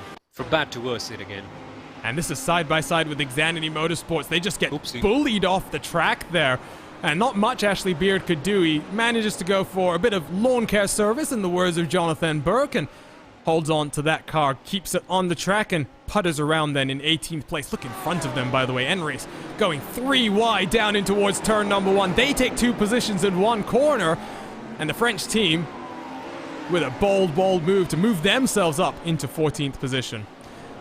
We'll turn our attentions to another one of the BMW, the Shipsky Racing 222, because pro driver in the Audi, Felipe Valentin, has just come out of the pit lane right in front of the 222, and Shipsky Racing, after that very early technical failure, Sommel, have recovered very well to lock up what will be some important championship points with 24 minutes still to go in race number 2. Big result this is going to be for Shipsky Racing. Had a big issue with the hardware of the car early on in the first race, and just to see them come back in this sort of a position where they have not been here quite often is a heartwarming thing to see. That's the thing with the reverse grid. It opens up opportunities for quite a few teams, but big drama going on in the discourse. Teams and drivers are starting up with a game of finger pointing, it seems. They always like to do that. Oh, Roaring Chicken Nuggets on the curb. They get checked up, and pro driver into the rear end. Here comes Shipsky Racing trying to take advantage of the situation. But big damage now for the number 99 and the 24. Roaring Chicken Nuggets almost into the tire barrier. The pro driver Audi makes its way down the inside, as does Shipsky Racing. But the Roaring Chicken Nuggets no longer roaring. Deep fried and served, unfortunately. Roaring Chicken Nuggets losing positions yet again. That was bound to happen, but not at this race. In comes the winner of the first one. Solar Vision Racing. Are they going to send it? Are they going to be just that little bit impatient, Arjuna? Well, look at him already poking that nose to the inside. Commits under braking, and Alexander Walton now up into 7th position. He's got the win in race number 1 and wants a top 5 for race number 2. He's got Shipsky Racing and pro driver in front of him. Top 5 stares him right in the face. Mag Performance Sim Racing, by the way, closing in on the number 56, and this is a battle with championship implications, Sommel, because these are 2 drivers competing at the very top of our championship. And well, after what we've seen in the first 4 rounds of the championship, you know that heading into 2 wildcard rounds at Road Atlanta and the Canadian Tire Motorsports Park, this is one final opportunity for teams to lock up some very crucial championship points. And you want to know what Michael Schlacks has just gone in and done? He's just posted the fastest lap of the race. He's turning on the taps, he's turning on the heat, he's taking the dial all the way up to 11. He knows what this means in the championship, Arjuna. Mac Performance, they have just been the epitome of consistency. Never putting a foot wrong, never doing something rather strange, just always hitting their marks. Here they are in P4, but they need that big result. Could this one be it? Could they get Oscar Cooper in? Could he reel him in and get that big P3 finish? 20 minutes to go then, final third of the race. All our pit stops are done, so no changes out in the pit. It's all about the drivers out on track. What can Michael Schlacks do as he hunts down Oscar Cooper? The gap between first and second, well, it's about 8 seconds as things are running. Gap between second and third, also about 7 seconds. So no real battles between our podium contenders, but there is a fight for that third and final podium spot. The Roaring Chicken Nuggets lose another position here as Kelvin Van Dessel drops down, and he's going to drop out of the top 10 in a few moments' time, Stommel. That car has a lot of damage, unfortunately, and not able to do any competitive lap times. The last time around was a 1:42.339. A very likable team, the Roaring Chicken Nuggets. A lot to do with their name, but their performances have been... The rejoin! The McLaren gets turned from an unsafe rejoin, and more drama for Leipert Esports. Let's spin this one back and walk you through another one of our RaceSpotTV replays, and Sommel, you'll see this from our aerial look. It was all fine until that. Let's put it that way. The gap was there, quite simply. He had to go to make the move, but yeah, 2 and 2 does not go well when nobody wants to back out of it. Look at this, the car behind just comes in so closer. Then they said it was a clear statement of intent from the Leipert team, but laps had. Dear stewards, you've got a tough decision on your hand, haven't you? Yeah, let's jump on board, by the way, with that McLaren. Nothing he can do in this situation. You see those two cars on the outside, and Lapset Racing had no choice. Well, not no choice. Once they committed to that rejoin, there was nothing. It was the inevitable, that contact, and .exe drops to the tail end of our field. Back to the live pictures, 3rd and 4th, closing on up. Michael Schlacks looks to try and get the move done. He's looked very feisty at the Hans Ernst corner on a number of occasions, but it's always been, for him, the move down in towards the Tarzan box. What can he do as we run up towards the final corner once again here, Sommel? It's going to take a great deal of momentum, a great deal of flow for him to line something up. Momentum has been on his advantage. He has put the fastest lap of the race consistently.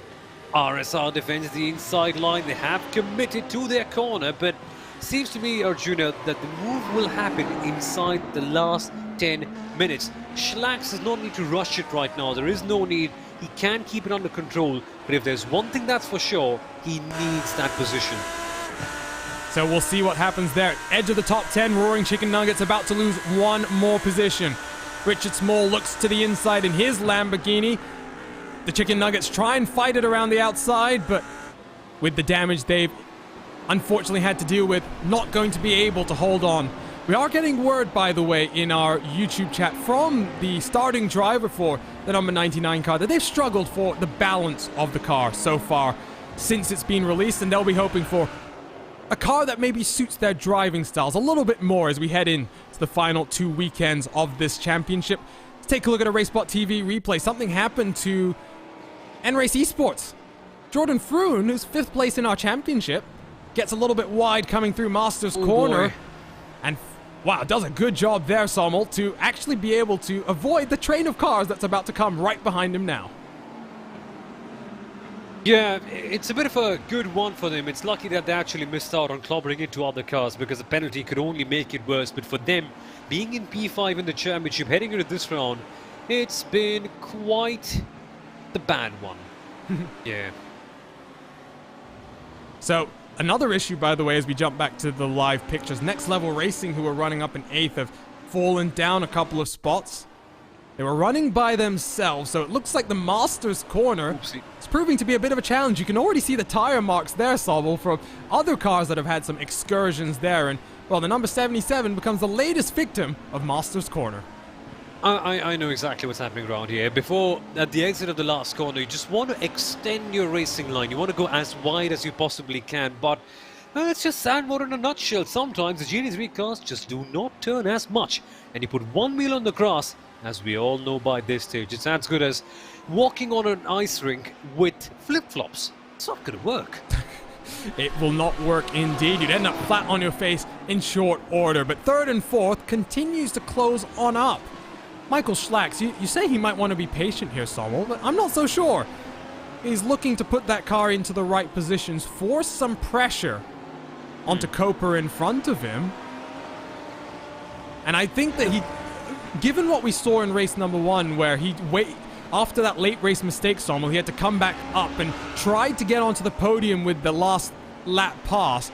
I don't think that Schlacks is going to want to leave it that late in this race. The earlier you get the move done, the safer you can be.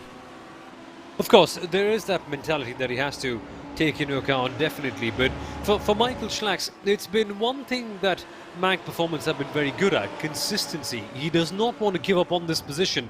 The pace indicates that he will inevitably get it done, but it's a case of when.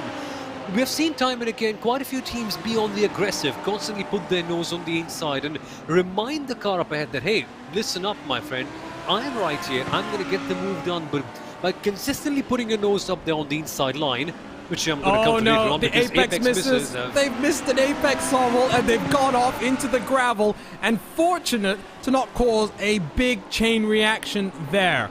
This is the 186 car that we've seen scrapping it out up in the field in race number 1. They've got Team Vikings right behind them, and Xanadu Motorsports in front of them. 15 minutes to go in this race so far, and this is a 5-car battle for 13th position. Altitude Esports Blue at the front of it, and Altitude Esports in the 111 at the rear of it. Side by side between Team Vikings and Altitude. Out front, it's side by side between Xanadu and Altitude. Contact made. Oh, Team Vikings have been turned around.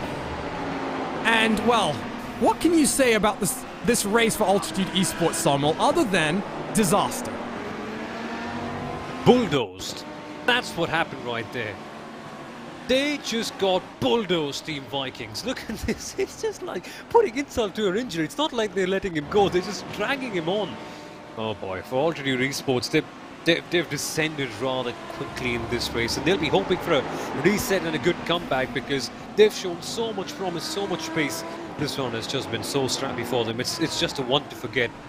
Oh, and wash your face, close your eyes, move on. Back to live pictures. More issues for the number 23, who's found himself in the grass and now dropped to 15th position. So the teammates lie 15th and 16th now, and that's not what they would have wanted. Next Level Racing side by side with the Roaring Chicken Nuggets. Roaring Chicken Nuggets coming back here. They're in 10th position and fending off the challenge from the Audi behind. There's a nice little battle for 5th on back as well. Pro Driver Esports Black Felipe Valentin has gotten into that Audi and started to set some very impressive lap times. He's managed to get up into 5th position, but Shipsky Racing and Solo Vision hot on his heels. Across the start-finish line we go. Next Level Racing looks to the inside here. Roaring Chicken Nuggets are going to try and fend it off on the outside, but they're going to leave so much space that Next Level through the inside, Sommel, gets the move done. I almost thought that there would be a second chicken winged right there for the Roaring Chicken Nuggets team, but no, not quite working out. But Thomas from Shipsky Racing is doing a good job. He is blocking off B number 6. It seems like Solar Vision can possibly make the move with the amount of time that's left on them, but Shipsky have been epic. They have been setting in personal best time and time again, and their pace has been quite decent, you know. It's been quite up there with the leaders, so a good race for them. Inevitably, they will be putting up a fight to the winning Solar Vision car, who, let's be honest, Arjuna, had a tricky start to race number 2, but they have bounced back with quite force. Yeah, they really have indeed. Getting word, by the way, from Craig King, who's part of Radeon TV, that Oscar Koper is having to contend with the challenge of a brand new sim setup, and not just steering wheel, but pedals as well. Apparently, he almost threw away a championship on his first day of using this new equipment, but clearly he's gotten to grips with it and now runs in that 3rd and final podium position, holding off the challenge from Michael Schlack's behind. Let's jump on board with Solar Vision Racing and your race number 1 winners, because look at this as we come out of the Tarzan box in towards Hugenholtz, right on the tail of Shipsky Racing, and 2 BMWs line astern. We don't have too many of these BMWs in the field, Sommel, and as we head to tracks like Road Atlanta and Canadian Tire Motorsports Park, where you might want slightly more nimble machines, it will be interesting to see how this M4 GT3 develops on the iRacing service. Exactly. Initially, people do refrain from trying out a completely new car, like the M4 as Solar Vision tried to attack. But just like its sister M4 GT4 car, initially the M4 GT4 was neglected, ignored, slow in competition. Then the BOP started to favor it. Then all of a sudden people are saying, wow, the M4 is, and I say the words OP. Maybe we could see that happening right now. Only one team voluntarily choosing to get the M4. Maybe next time on we're going to have more people just voluntarily choosing this one, because it could eventually grow to a better car as people get a hang of it. Yeah, well, they'll have to wait until the next season of IVRA GT Sprint competition. No more car changes allowed for our competitors. So this battle for 5th and 6th and 7th is closing up. The battle for 3rd and 4th closes up as well. And meanwhile, Altitude Esports continues their mid-race struggle. What a rough race it's been so far. And right now, Phil Regan is finding out just how much sand is around this track. There you can see it was contact from behind, it looked like, with the N-Race Esports 199. Sommel, I mean, this is just a disastrous race for a team that we really come to love here at RaceSpotTV. Yeah, I think I think it'll be better at this stage not to speak too much about. Oh my God, that's a tricky one. Just not turning in at the right time. But I think it's better if we leave them aside, give them the space to rebound and come back again faster, because there is a great deal of potential in that outfit. But wow. How did that happen? Something has happened to Boris Avando, and look at this. Look at this. Team Hoisingveld. 7 seconds. Team Hoisingveld sniffs a race victory right now. We had all but handed down the trophy to RSR by G Performance, given that 8-second buffer that they had in the pit window. But Sommel, this is drama. Now, let's spin the wheel and find out exactly why this has happened. Because the last I remember checking the timing screen, which I agree, I haven't quite done quite a bit of it because of all the drama that's happened on the screen, but the gap was 7 seconds, Arjuna. And 7 seconds at a circuit like Zandvoort that's full of corners is, let's be honest, hard to make up. How in the world of Team Hoisingveld gained 24 positions, started all the way back, and have come up within a second of the leading RSR car that started way ahead of them? Boris Avando, how has this happened? Well, what I'm seeing is I'm not seeing any instances where that car's gone off the track or had any issues. What I am seeing is a very, very slow lap number 30. There you can see a 1:39.583. We saw Avando have a technical issue in race number 1, Sommel. That's what retired that car from, or at least sent that car back to the pit lane in the early stages of that race. Is there another technical issue here? Gap now, half a second. Big drama towards the very end as we see. Oh, who's that? Oh yeah, it is the Altitude Esports car. Surprise, surprise. But it's been slightly tricky, you know, for RSR Esports. I can't put a finger on exactly what's happened because they had one major issue on lap 30, and then the sister car, well, they have just lost another position too, so eek, drama towards the end for RSR. Yeah, drama. They came into this championship first and second, and no, Shipsky Racing into the wall. What is happening here in the Netherlands? Late race drama in race number 1, and late race drama here in race number 2 as well. Shipsky Racing in that BMW off into the gravel. Is it contact with the Archer Brothers Esports? We'll take a look here. No. Wide through Master's Corner. We've seen this on a number of occasions, and deja vu. Damage for the 222. Oh, goodness me. Is it that dreaded technical issue once again? Because, is it? Or is this just a case of them missing their line and going quite wide? Because remember, they had a technical issue in race number 1 that led them to have a similar incident at turn 3. But look at this one, Arjuna. Hoisingveld are closing in with some ferocity. They're going to get this done, you know? You know, I thought we'd have a rather calm end to this race. Gaps were forming throughout the field, but they have just decided to close on up throughout the field. So here's first and second. Oh, Hutzfeld to the inside forces Avando to look into his mirrors and see the blue and silver car that's closing in. Look at this, 0.3 of a second. What has happened to Avando? Avando is slow. Avando is done. Avando has come to a stop. Avando is out of the race. Boris Avando in the championship leading number 55 car has had to retire from this race. 6 minutes left on the clock. And my oh my, 2 rounds left in our championship, and the championship leader has seen his hopes come to an end. Look around, look to your left, look to your right, look up, look down. You will not find an answer as to why that has happened. Why has this happened? Why is the 55 car retiring at this stage? Fuel is not going to be a problem, folks. We know that was not going to be an issue. It has to be something technical. And the level of competition in this championship is so close, it's so intense, they're so next to each other, that this one bad round could compromise RSR's run oh so badly. And from last week when Hoisingveld were looking down and out, here they are peak position, 25, 26 odd positions in. Goodness. I'm almost at a loss for words right now. Avando, what can you say?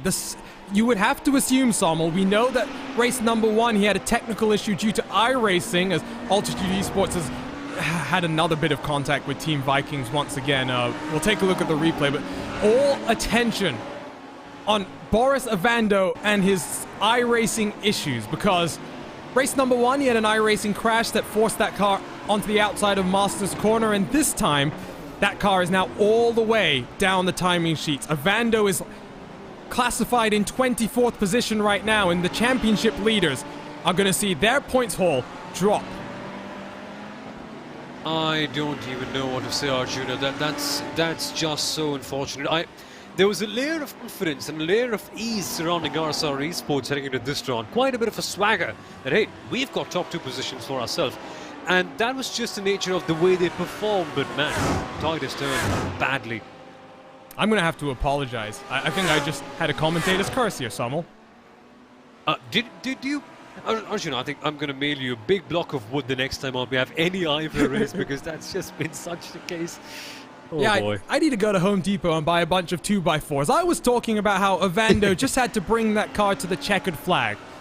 Look at what's ended up for the RSR team. Disaster. And, you know, Sommel, I've been in that position on both sides. I've been in the seats of Avando where my computer has caused issues, but I've also been in the position where I've been gifted a race victory due to others' misfortune. And you know what? It is one of the most hollow feelings that I can remember feeling. You want to feel happy about winning, but we are such a great community in iRacing. I always feel a lot more worse for the guy who's just had a race win taken away by no fault of his own.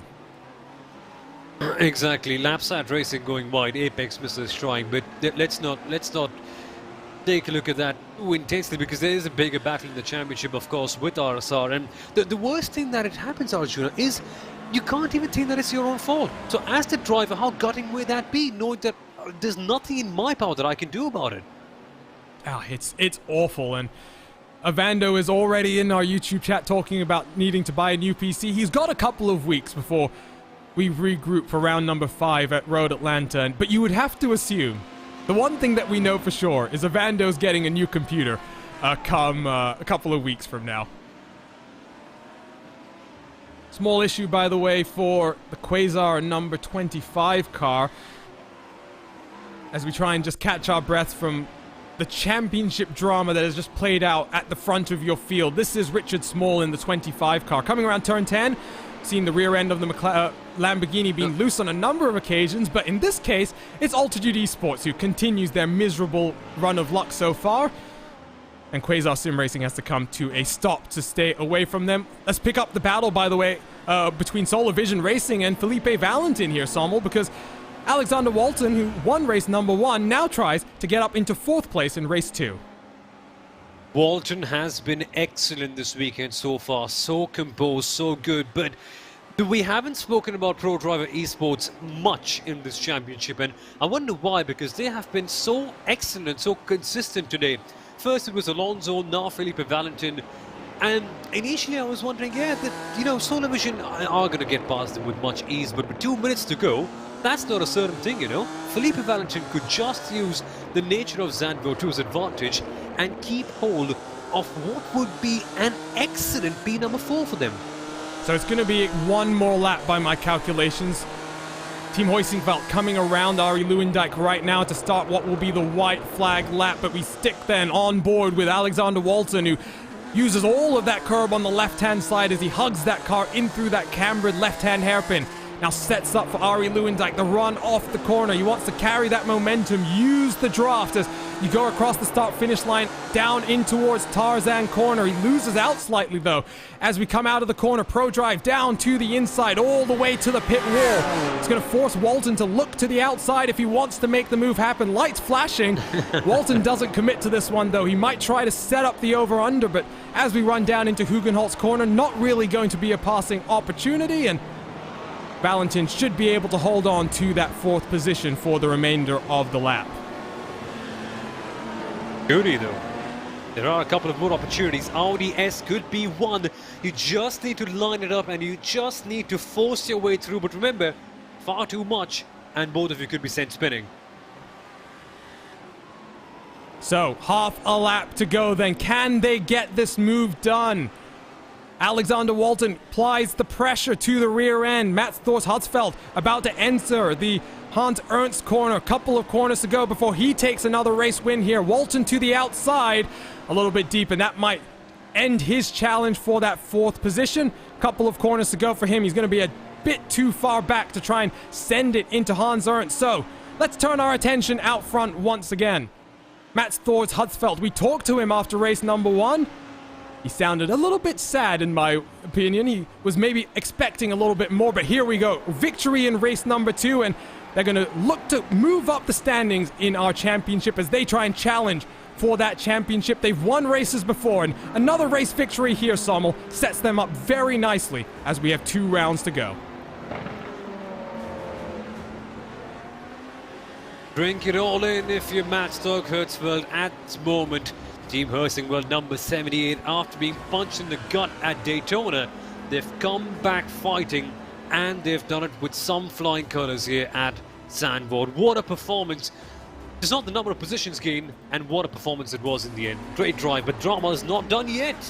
No, as the Apex Missers just, they almost ran out of fuel, I think. I was trying to follow this battle all the way to the line, but unfortunately, looks like the Apex Missers 186 car not going to challenge Lapset Racing Team number 17 as they cross the start-finish line after 60 more minutes of racing. And Sommel, reverse grid racing. I have a feeling that maybe we should just do 2 reverse grid races instead. I think that might be a little bit more entertaining for all of our viewers. Just to give you a good idea about what happened right here, we usually have a policy of the color combinator not speaking on the final lap of the race, but this race was so intense, we had so much drama, I didn't even realize that an hour had passed. Genuinely, this was excellent. Well, those first 10 minutes or so, I don't know how my brain didn't have a CPU overload given the amount of entertainment we had on screen. Cars still yet to finish the race, by the way. We finally had the final car across the line. That was, who else? Altitude Esports, who had a rather miserable run through today's race. They'll be hoping to regroup and have a bit more of an impressive showing at our next round at Road Atlanta. But let's take a look then at our final race results from the circuit Zandvoort. And Team Heusingveld and the number 78, an unexpected victory after Boris Avando had another technical failure in the championship leading number 55 RSR by G Performance Lamborghini. Mag Performance then up to 14th place. A lot of these teams had impressive results in race 1 and race 2. Oscar Coper and RSR by G Performance complete our podium positions. Felipe Valentin in the Audi holds off the challenge from race 1 victor, Solar Vision Racing and Alexander Walton, and you have to go 6 seconds down the road to find Archer Brothers Esports. A further 17 seconds down the road was the Quasar Sim Racing number 25 car. Next Level Racing a couple of seconds down the road from them, with Shipsky Racing in their BMW recovering to 9th place. Lapset Racing, the number 17, on the edge of the top 10. The Apex Missers 186 in 11th place after finishing 13th in race 1. Xanity Motorsports, after starting on the front row of the grid, recovered to 12th position. N-Race Esports in the 199, they have hopes of fighting for the championship, but they'll need better results in our final 2 weekends to stake their claim. Quasar Sim Racing in the 26 ends in 14th. Lapset Racing, the 11, comes home in 15th with Florian Volk and Mayer Sim Speed Performance in 16th. Lipid Esports finishes this race as Lucas Caper comes across the line 75 seconds behind your race leader. Altitude Esports and Ashley Beard don't win this race number 2. They come home 18th place with Team Vikings and No Nonsense Racing behind them. Final page of results, and just one more car that finished on the lead lap. That was the CXR Project Black card, the 383 that's no longer a 4GT. That might explain some of their troubles in today's event. The Awesome Motorsports Group and the Altitude Esports number 23, 1 lap down. Roaring Chicken Nuggets ends 2 laps down after starting on the pole position. Boris Avando, as mentioned, drops to 25th place after a second technical failure in 2 races. And behind him, the Apex Missers 185, the fire-breathing McLaren of the .exe number 42, and NJB Performance, the number 733, that Sommel mentioned wasn't too happy about some of the driving standards in that race. So, Sommel, let's just take our breath now. Take a little bit of an opportunity to just calm down before we talk to some of our podium finishers, because this is just it's such a great racetrack. You bring GT machineries to this track, and no matter how tight and twisty it is, you know you're going to get a lot of racing action. Yeah, it's just Zandvoort being excellent. Some people here in the RaceSpotTV team are not really big fans of Zandvoort. Who? Gotta call him out here. I'm going to leave that aside, but it really is a genuinely beautiful racetrack. Apart from beautiful, it's an awesome racetrack for a race too. And I just love IVRA competition at the end of the day. There are some really big championships with big names, and then you have IVRA, which is relatively modest in terms of the superstars that it has, but the quality of racing sometimes, if you excuse a couple of offs here and there that do tend to happen, it just makes me feel genuinely happy. And that's what we're all here for, to be happy after watching sim racing. Oh, I'm very happy. The way we've just kicked off a brand new year. But let's dive in then to our post-race interviews and do it in the reverse order as we wait for Team Hoisingveld to rejoin us in the virtual commentary booth. Sommel Aurora is now standing by with our third place finishers, the RSR by G Performance number 56 crew. Oscar, mate, good performance from you overall, finishing in B number 3. So many positions gained. That must be a hectic race towards the end. It was not fun to watch Jan drive. It was stressful. But he did amazing. Had some really good overtakes. Defended well where he needed to. I'm really proud of him. Yeah, he was quite brilliant in the first end, setting up quite a few fastest laps as well. But what was it like for you towards the final part? Having that battle with Mag Performance as well, while fighting with you against you in the championship? Yeah, it's definitely interesting. It makes the racing fun. I think the biggest difference was that they had the better strategy. They took tires in the pits, and that cost us in the end. Oscar, how has the transition been like for you? We know that RSR usually was in the BMW, then we had to move to the Lamborghini. Was it very stressful in the holidays to try and adapt? Well, I've swapped to the Lamborghini in another GT3 league that I was doing, so I was already used to the GT3 or the Lambo and how it drove. So Well, that must be quite the plus. yeah, it helped me at least. It helped me support my teammates as well to transition into the Lamborghini. I had a couple setups going already, so it was easier for them to ease into it than it was for me initially. Oscar, this is a brilliant result for the 56 car. There is a real possible chance for a championship challenge. Is that on your minds, or are you just approaching it one race after the other, now that we only have 2 more races left? Well, of course the title fight is in the back of your head, but you need to perform well every race, so that's the main priority. Like one bad race and your championship can be over. I think Exactly. the 55 car showed that today. Bit of bad luck and we're pretty much out. Well, yeah, tricky one for the 55, but a good performance from you in the 56 team. Oscar, who would you like to thank for this result, which might help you quite a long way in the championship fight? Well, I want to thank my teammate Jan, of course. He did a brilliant job today. Boris helped loads with the setup. And we have our sponsors, G Performance, Butt Kicker, and FHN, and Vasquez Engineering, who made it possible for us to join this league. So big thanks to them. Many congratulations, Oscar. Thank you. Have a good one. All the best for Atlanta. So that was Oscar Copa then, part of the driver duo for the number 56 that came home third in race number 2. Let's then move it forward to the second step of the podium, because we now have the duo that represents Mag Performance Sim Racing Team, the number 14 car, and Michael Schlacks and Nick Madsen. Hello guys. Hello. Thank you.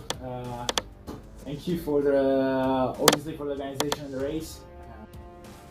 So it was hard, very hard. Well, it was hard, but you guys aced it. It was such a good performance. Nick, I'll start with you. You showed great pace early on. how tricky was it with so much drama going on with all the reverse grid implications coming into perspective?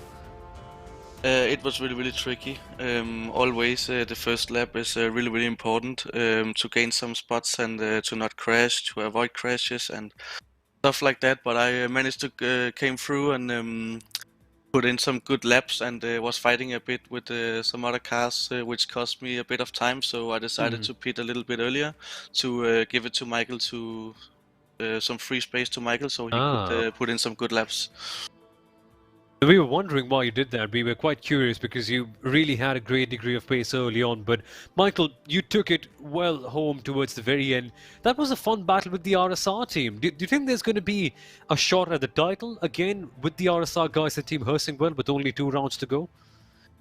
Yeah, I think it will be very hard because guys from RSR are insanely fast. They work very hard for every race, so it's very hard to beat them. This time I think we finally put all the pieces together and have a good race. Maybe a little unfortunate and unlucky in the first race, but that's happened. It's racing. And yeah, the battle was very hard. We were a little bit faster there, not so much, but a bit. And you know, Zandvoort is incredibly tricky to make an overtake when the car in front has a similar pace to you. But yeah, he made a mistake. Thanks God, he made a mistake, and we was able to fight and take the seconds. Nick, you guys have been very consistent. You guys have been brilliant so far in the season. Who would you like to thank for this great result, and what do you look forward to for at Road Atlanta? I would like to thank Michael. He has done a great job, and he stayed really focused in the battles. We had some issues, some races early on this season, where we had it's not always easy to overtake, so I do my best to call Michael down, and I said to him he should wait for the mistake, and it happens, and he was able to overtake, and yeah, I have really sweaty hands. That's insane. So yeah, but I would like to thank Michael and Mac Performance, Matteo Calestani and Augusto Kakiyami. They do everything for us, so yeah, I'm really pleased. Many congratulations, Nick and Michael. Great result. See you in Road Atlanta, guys. All the very best. Okay, Thanks a lot. guys. See you. See you. That was Team Mag Performance finishing in P number 2. Quite the drive from them. Indeed. One more final podium interview to go, and let's do the race winner then. Last but not least, we talked to him after race number 1. I'm sure he's delighted to be back up here in the commentary booth, and Samuel Aurora is standing by. Matt Stog Hersfeld right here with us. Matt, pleasure to have you back on in the interview circle once again. Brilliant drive. Where do I start? Actually, the first part of the race. That must have been crazy. Overtaking so many drivers. What was it, 25, 26 odd cars past? Yeah, something like that. My teammate made a brilliant job to smash through the field. And yeah, I don't have any words for that. That was really awesome. And Matt, once you got the car after the pit stops, you really jumped quite a few cars in the pit lane, and then just to see RSR have that technical issue, what were you feeling at that particular moment? Yeah, at first I thought the race was settled, and the first 2 positions, I have to say, were settled, because the gap was about 7 seconds. But after some time I could eke into the gap and could put it down to, I think, 6 seconds, 5 seconds. And then I think the technical issue came around for Boris. That was really sad. And then I was 1 second behind him, and I think 2 laps later he let me pass and got out of the race, unfortunately. Matt, Daytona was a bit tricky for Team Hosingwell on the whole. Now there's only the 78 car competing, but you are properly back in the championship. What are your thoughts right now, and who would you like to thank for this awesome result? Yeah, I think we have to wait for the driver stewards' decisions because there were some issues today, and then we can look what the championship standings are about. But nevertheless, this was a brilliant evening. Thanks to my teammate. Again, horrendous driving in the first part of the race. And thanks to my other teammates at Team Heusingfeld. Nothing more to say. Drink it in, Matt. Many congratulations. Have a great one, and all the best for Atlanta. Pleasure speaking to you, mate. Matt Stark-Oatswell from Team Hosingwell back in the championship picture. P2 and P1, Arjuna. Well, quite the weekend for Hosingwell. It's the weekend they needed. One car stepping out of this championship, but the car that's still in it stakes its claim for a championship. One final interview for us. It would be cruel for us not to talk to Boris Ovando and Michael Strogbauer, the duo that came into this race leading the championship. And, well, Boris, first off, I'd just like to apologize. I'm sorry, I wasn't in your car, but I can only imagine the frustration that you're feeling. 2 races where it was looking like good championship points were coming your way, stolen away due to technical issues. That's very unfortunate. It's heartbreaking. We thought we had very good pace, and just to have it taken away that way, it was just heart-wrenching. Do you know what the issue itself was? We saw you talking about it being an iRacing crash for the first race where we saw you going off into the grass. What happened in that second incident? We kind of just saw you disappear from our timing screens. That was all that we kind of got from that. Yeah, both times it was an iRacing crash. I actually had an iRacing crash right before the first race started, so I went back and I reinstalled some things to make sure it didn't happen during the race, but I guess it didn't work, so now I have to work with iRacing to see what the issue is. Hopefully it's not my PC. If it is, then I'll take some steps to hopefully be ready for the next one. Yeah, I mean, it's going to be a bit difficult, I guess, for you to try and maybe even build a new computer given the shortage of parts around the world. But talk to us about this championship, because your teammates just talked about it. One bad weekend and it can compromise your entire season. How badly do you think this weekend has hurt your chances, and how are you going to regroup for the next 2 rounds at Road Atlanta and the Canadian Tire Motorsports Park? Well, I'll definitely put a dent into our championship hopes. I mean, we were looking at about 200 points and came back with probably 0 for the second race, so we're probably out of it, but we're very competitive, and Michael and I want to make a good showing for RSR Esport and our sponsors, so obviously we're going to prepare just as hard, and we're going to come out for the next race and try to win that. Actually, I think we just saw in that second race, Boris, before we let you go, did you have we saw you do a 139 lap. Was there a moment where your iRacing froze before and that's what caused the gap to come down? No, that one was a mistake by me. T10 is tough in terms of traction, and lost a little bit of traction. Was able to save the car, so that was on me. I'll take credit for that one, or responsibility for that one. But in terms of the iRacing crashes, nothing I could do about that, unfortunately. Well, before I let you go, I should ask Michael a question, because I think he's been sitting there very patiently while I ask about the frustrations that you were feeling, Boris. But Michael, you did have some pretty impressive pace in that car. What's it been like for you guys switching from the BMW to the Lamborghini? How's the transition been? Are you enjoying the car, or do you kind of wish that you could still have that BMW out on track? Yeah, thank you. The transition from the BMW front engine platform to the Lamborghini mid-engine platform has for me been quite enjoyable. There's a lot of fancy new bells and whistles in that Lamborghini that are fun to mess around with. We took 2 different setups to the event today, one with a higher downforce and one with a lower downforce.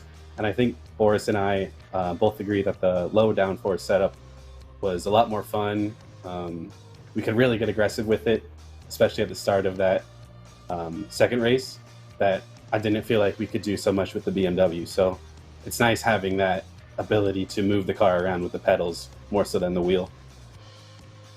Well, good luck, guys. I'm sure you'll regroup and be back for the next 2 rounds of the championship in full form. And we look to see you maybe back at the top of the podiums at least, if not at the championship. Good luck, and we'll see you then in a few weeks' time. Thanks, guys. Thank you. Have a good one. So that was the duo of Boris Avando and Michael Strogbauer, who, Sommel, I mean, I just feel so heartbroken, and I'm not even part of that team.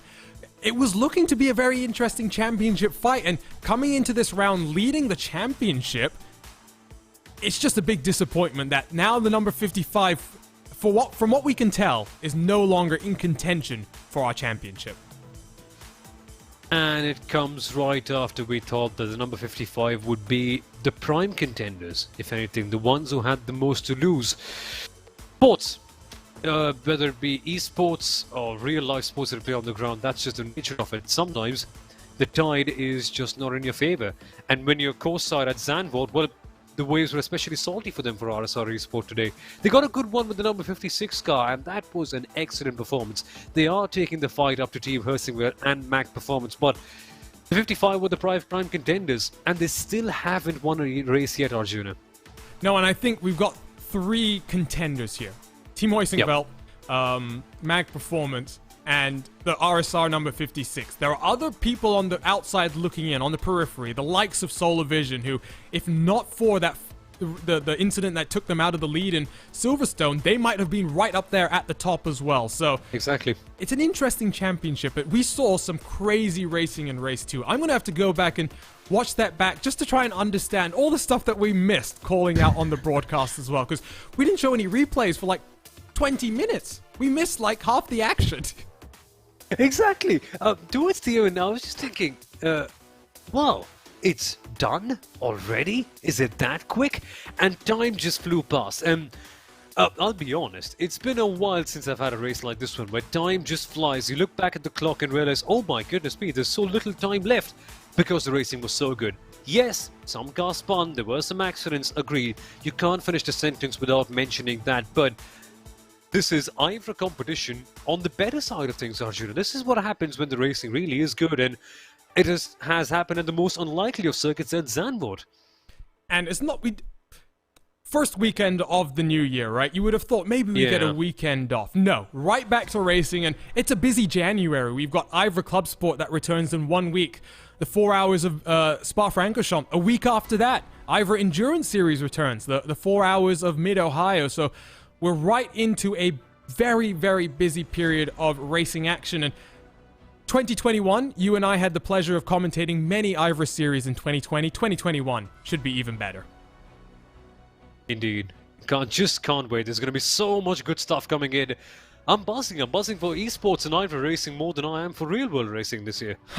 Well, let's take a look at our schedule then. 2 more weekends to go. Feb 7th and March 7th. 1 month apart.